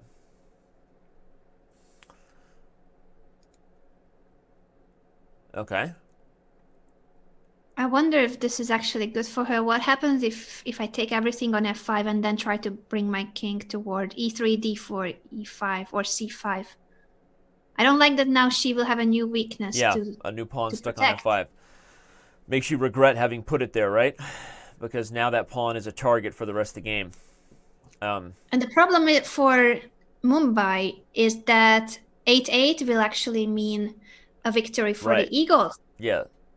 Oh, sorry, you said 8-8? I thought you said a8. I thought you were highlighting the light square bishop being the right color corner, which... No, I'm not that smart. No, it also makes sense. They're both are smart, 8-8 and a8. So I think that's a big deal for the Eagles. Yeah, I mean, with Manukyan taking care of business on board for everybody, which indeed he has done for the record. So that closes out that game, and the Eagles are back in a tight spot.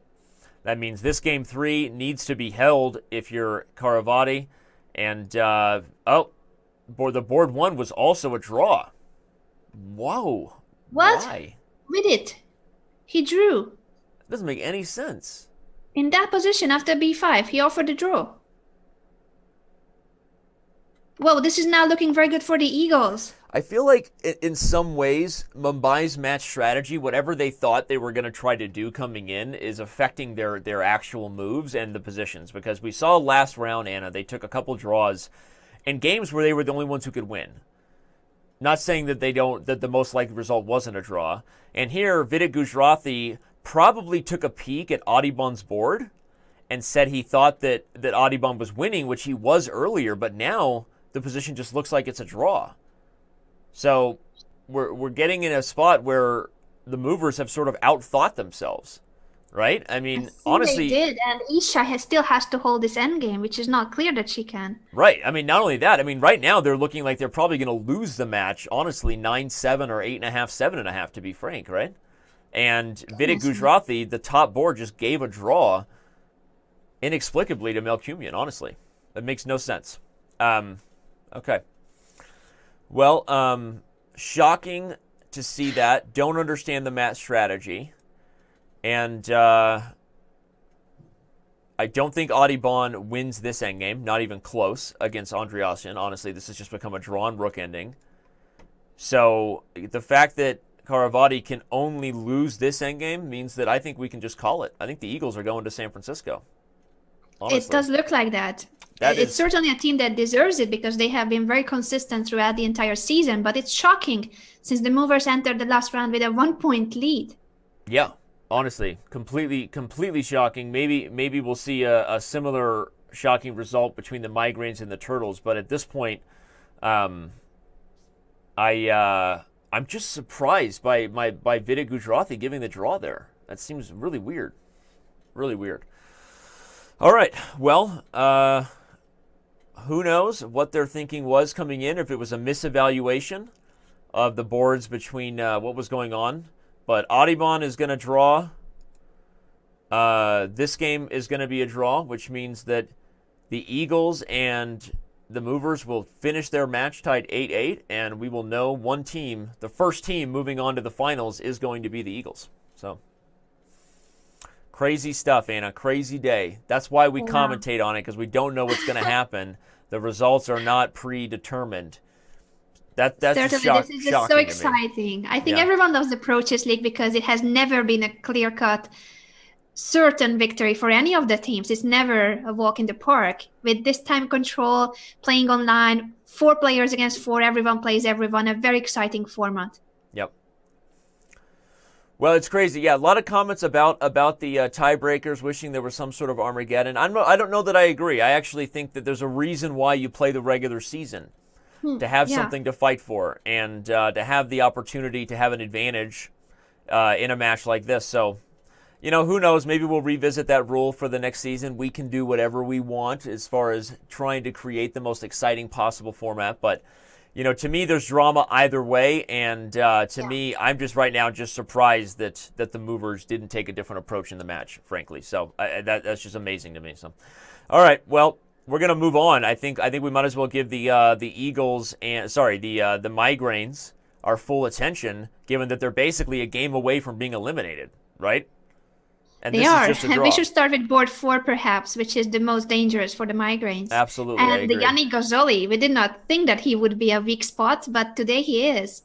Yeah, today Gazzoli has been anything but consistent, shocking games, losing on time in 2 games. Now he has the white pieces and a chance at redemption. We'll see if he can do it.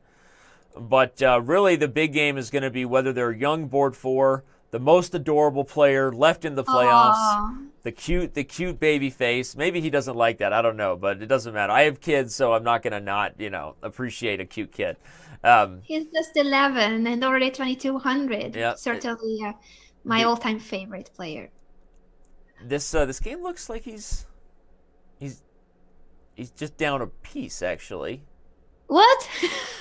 Wait a second. I did not look at the board. I was only praising my hero, Mark. I'm trying to learn from Anna here. My first thought was to look at the attack and the initiative, and I'm like, okay, like White has some pressure, but then I do a step back and evaluate the material and realize that in order to get this attack, he obviously gave up something. And that's it, by the way. The Armenia Eagles have officially drawn their match. Congratulations to the Eagles. Wow.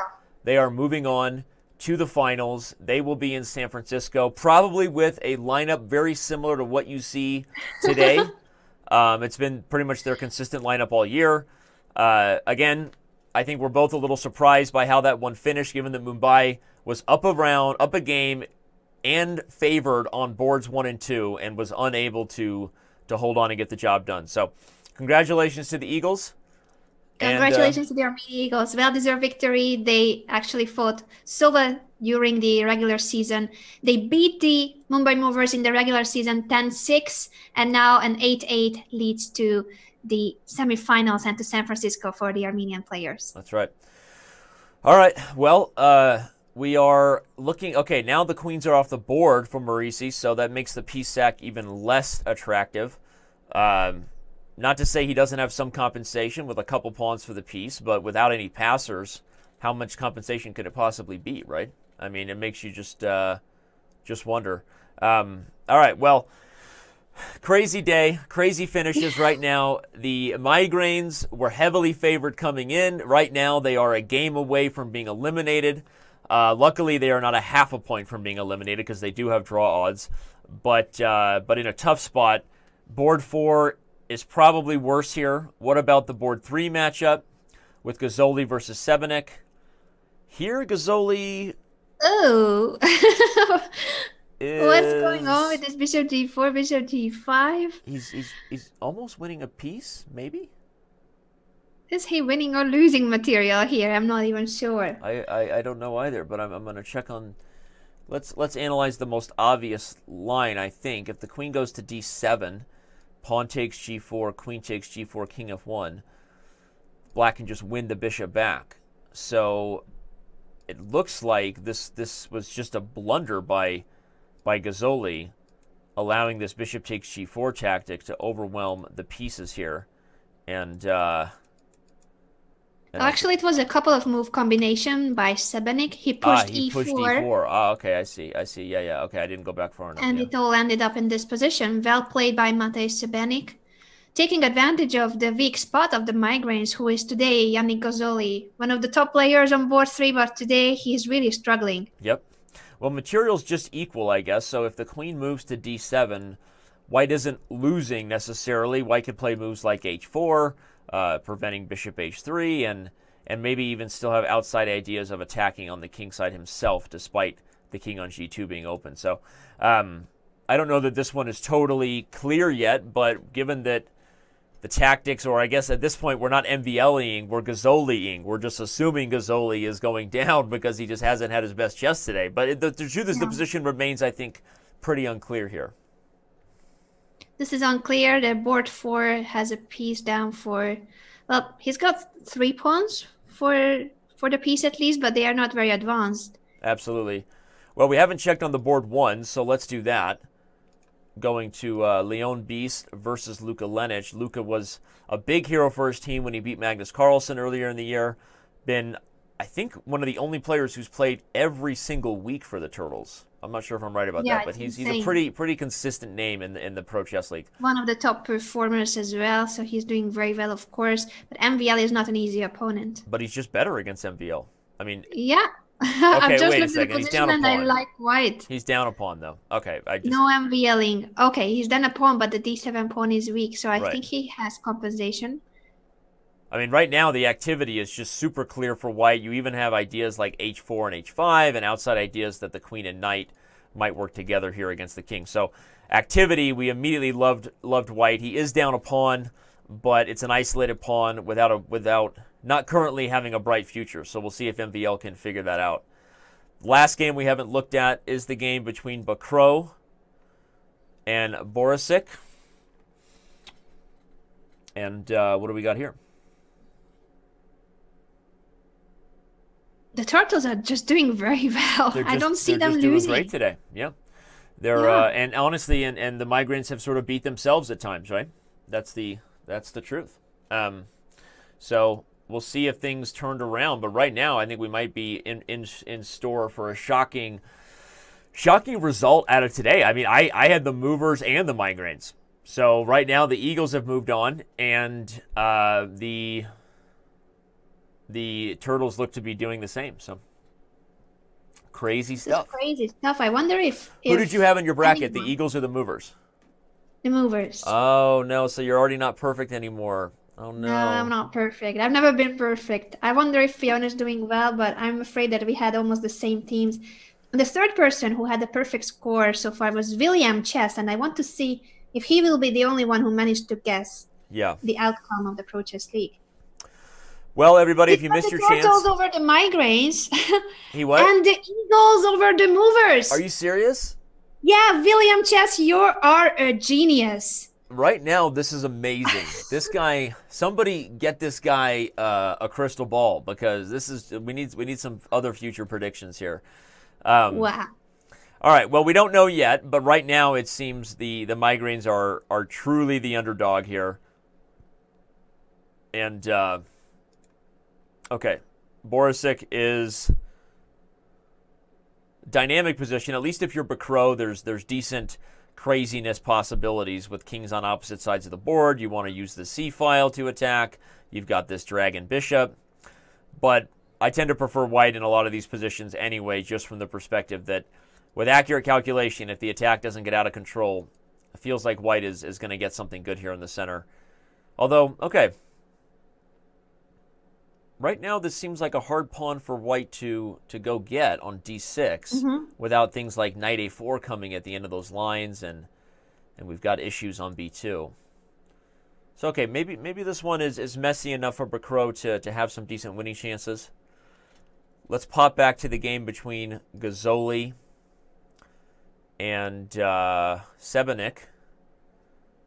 Sebenik gobbles the pawn on b2, so he's officially up a pawn. And his pieces are looking very nice as well. I don't see a compensation here for white at all. Yeah, I was wondering if there was some kind of crazy bishop takes g6 at some point. But no. CJ Sonny says that William Chess that goes on his place with a gun. William Chess did what? That William Chess that goes on his place with a gun. Yeah, he is. I don't know how Gazzoli finds anything good here. All right. Well, we'll see if Gazzoli can do the opposite. He's been better in games that he found a way to lose, right? Yeah, so maybe this is what he should do. He should be just You should just be completely worse and see if his opponent can blunder back and return the favor, chess karma. Now he's just shuffling the king back and forth. Moving on to the game between the board fours, Maurizi and Luca squared, young Luca.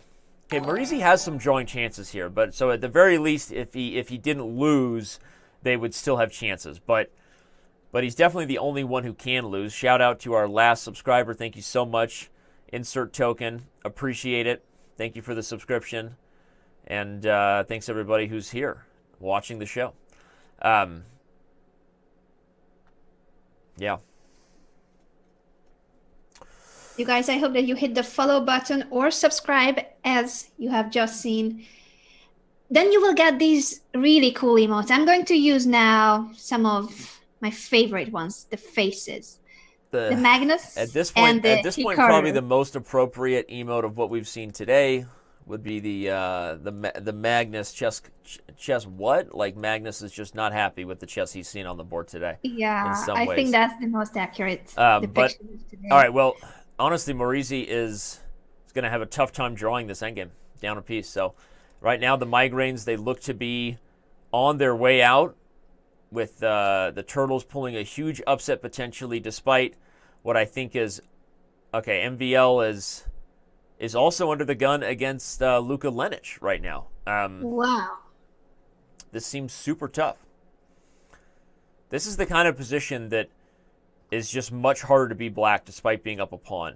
The way white is playing this, the counterplay that's coming here, it just seems super, super strong on the e-file. I don't know if I want a rook on e7 or a knight on e7 and then take d6. I don't know what I want, but this seems super, super tough to be black. It does look bad for MVL, even if we think that MVL is always better. Not in this game. We're not MVLing this one, that's for sure. Not at all. Insert token, well done.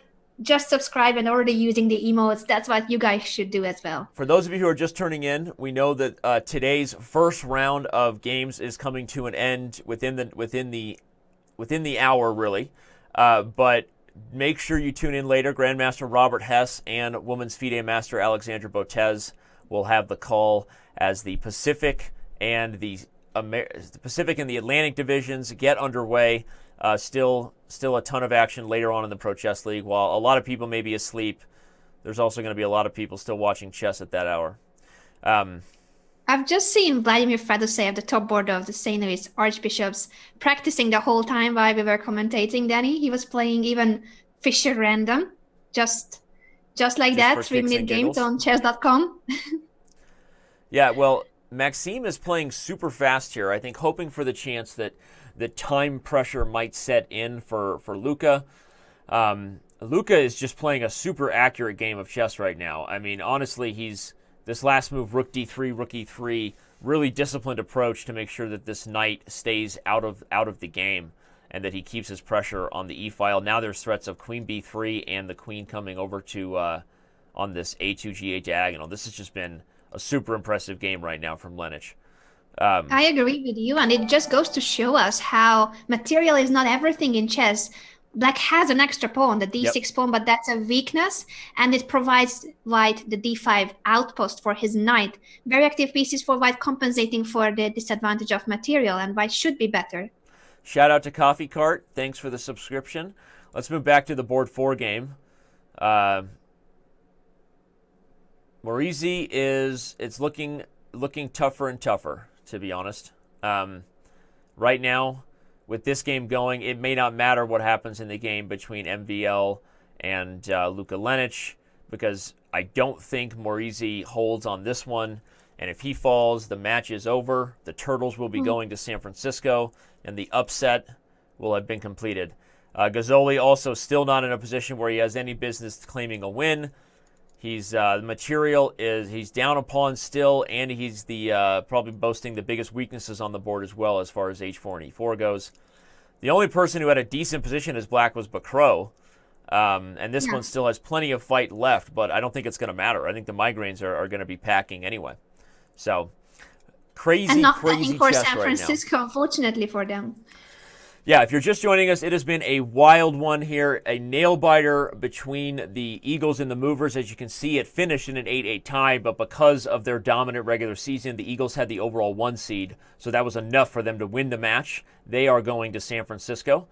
And now we have the Turtles and the Migraines still underway, but the biggest shocker of all has been the Turtles just completely upsetting the Migraines today. Some poor performances by some people we didn't expect it to happen to for the Migraines, and some great chess by the Turtles.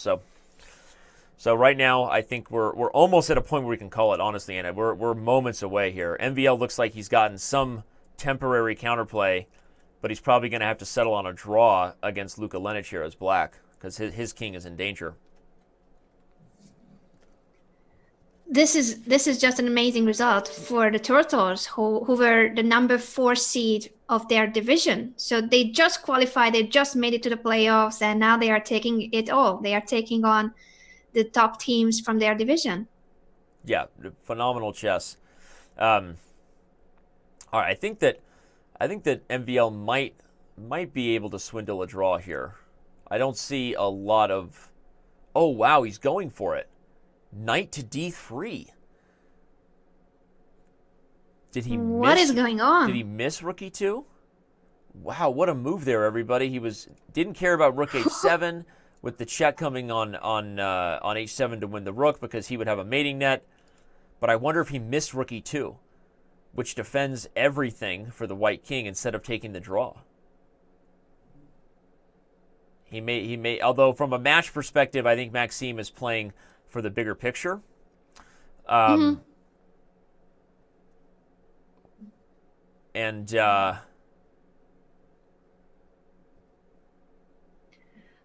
But it's over. It's over because board 4 is over. So Andrea Moretti resigns against Lucas Scuola. Officially, it is now clear that the Turtles are going to San Francisco together with the Eagles. That's it. Amazing. Amazing, amazing, amazing. Did I say that enough? As we look at an updated version of the bracket, the Eagles are going on. The Turtles have not quite been highlighted, but momentarily you will see the same. And later today, of course, as we said, the Blizzard will take on the St. Louis Archbishops. The Kangaroos will take on the Pandas. So still plenty of fan favorites left, especially there between the Bishops and the Blizzard. I think we'll have a lot of people in the U.S. tuning in for that. But I'm honestly super surprised. Almost feels anticlimactic because it just happened. I mean, the Turtles ran away with that. They just ran away with it. We have 3 games still going, and the match is over. It is insane. They've agreed to a draw. They had a 15% chance. That's the crazy thing. Remember, Danny, their pre-match odds, 15%. Yeah, we take a look at it right now.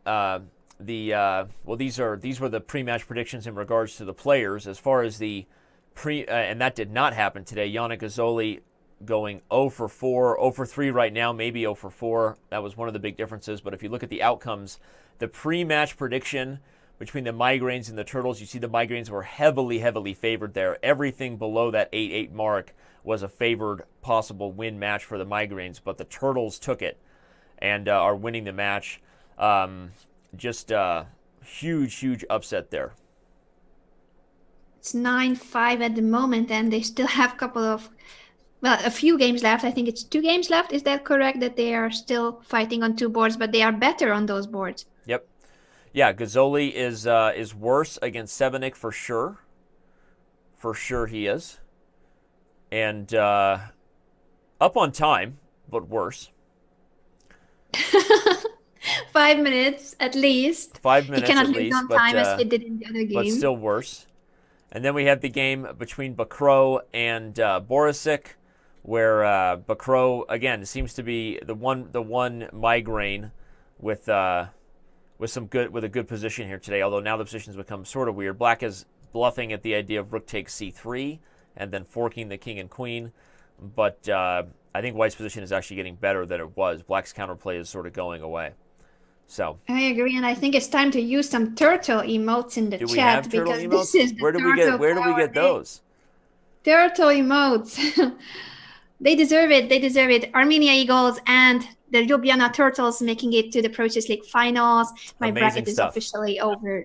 Amazing stuff. Congratulations to the Turtles and the Eagles. If you're just joining us, been a lot of chess over the last 3+ hours, but there is still a lot more to come. Stick around for Greg Shahadi sharing that his bracket is nearly in last place. If you have a turtle emoji, go ahead and spam it. We will have emojis of the Final 4 teams. Sorry, emotes, not emojis. I keep saying emotes. We will have emotes for the Final 4 teams available to spam so that all fans in chat around the world can cheer on for whoever they're rooting for. That is so cool. Will they be flags or the team logos? I think we'll probably do the team logos. Makes the most sense. Cool. Yeah, makes a lot of sense. It'll be fun. But I think you can use the gnomes emote already if you are a subscriber to Jan Ludwig Hammer's channel. But they won't be in San Francisco, and that's just such a pity. But the gnomes will not have made it to San Francisco. That is for sure. So, just amazing, amazing stuff. All things come to an end today. The season of the Migraines and the Eagles do come to. The Eagles and the Movers. The Movers and the Migraines come to an end. I have a migraine after how badly I screwed that up. The Migraines and the Movers go home. The Turtles and the Eagles move on. Again, don't forget, everybody, that the finals will be taking place in San Francisco, April 7th and 8th. The 4 of us, me, Anna, Robert, and Alexander, who have the call later today, will be there providing commentary. We now know 2 of the teams that will be joining us, being the Eagles and the Turtles. So, all right, fun stuff. Bakro his attack is falling apart. Honestly, the attack is just falling apart, and the Turtles are dominant in today's match. At this point, Sebenik is just in control here against Gazzoli. And okay, there we have it. I think this is going to be pretty straightforward now for the rook ending, just because the king is so much more active than white's, and putting the rook on g4 is going to allow black the choice of gobbling c4 or make this white king move and then win this pawn and have 2 connected passers. So black is in control in this rook ending here. King c5 was a very nice move. He is not in a rush to take the c4 pawn because the c7 pawn will have dropped as well. He's now waiting for bringing the rook to attack the c4 pawn. Thank you, New Jersey Greg, for tuning in. Appreciate it. Thanks to all of our subscribers, all of our premium members, all of our viewers around the world. We love you. Rook takes c4. Just do it, right? Yeah. You're not losing the king and pawn ending. Only worry would be if somehow. But no, not happening. Black will likely lose the h-pawn, but win the d5 pawn and should go on to win. Insert token says it's a shock watching my bracket collapse. Not a shock to me. So you had expectations that apparently were just off in regards to. Actually, now that Greg has revealed that he's doing so badly, I feel good again. Yeah. Well, William Chess is apparently a psychic because he called a couple of upsets that we did not expect, and the Armenia one less surprising. Wow, Borisic blows it against Bacro. I'm not sure that Bacro will have enough to win, but looks like he will. What happened there? Let's go to the analysis board at the last moment and see if we can Where did he drop a piece? He just dropped a piece because he had defended the attack. He was dominating, but he got under time pressure. Borisic did, and played this move knight c5. Looks like a really clear way to just simplify and win, but it actually loses the knight on d4 because it's pinned to the queen.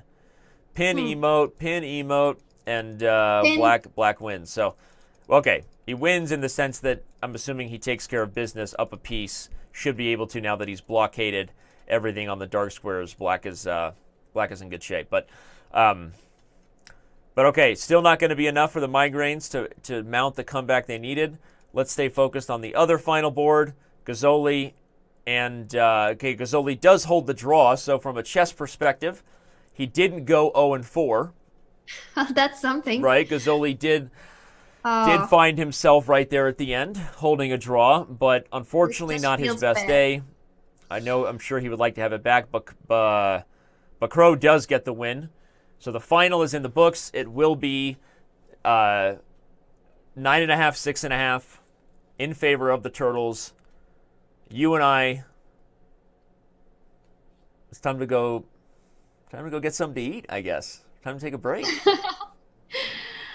That's it. Armenia Eagles and Ljubljana Turtles. Congratulations to both teams for making it to the finals of the Pro Chess League. Second season of the Pro Chess League, and it's going to be a history-making live event in San Francisco. First ever esport in chess.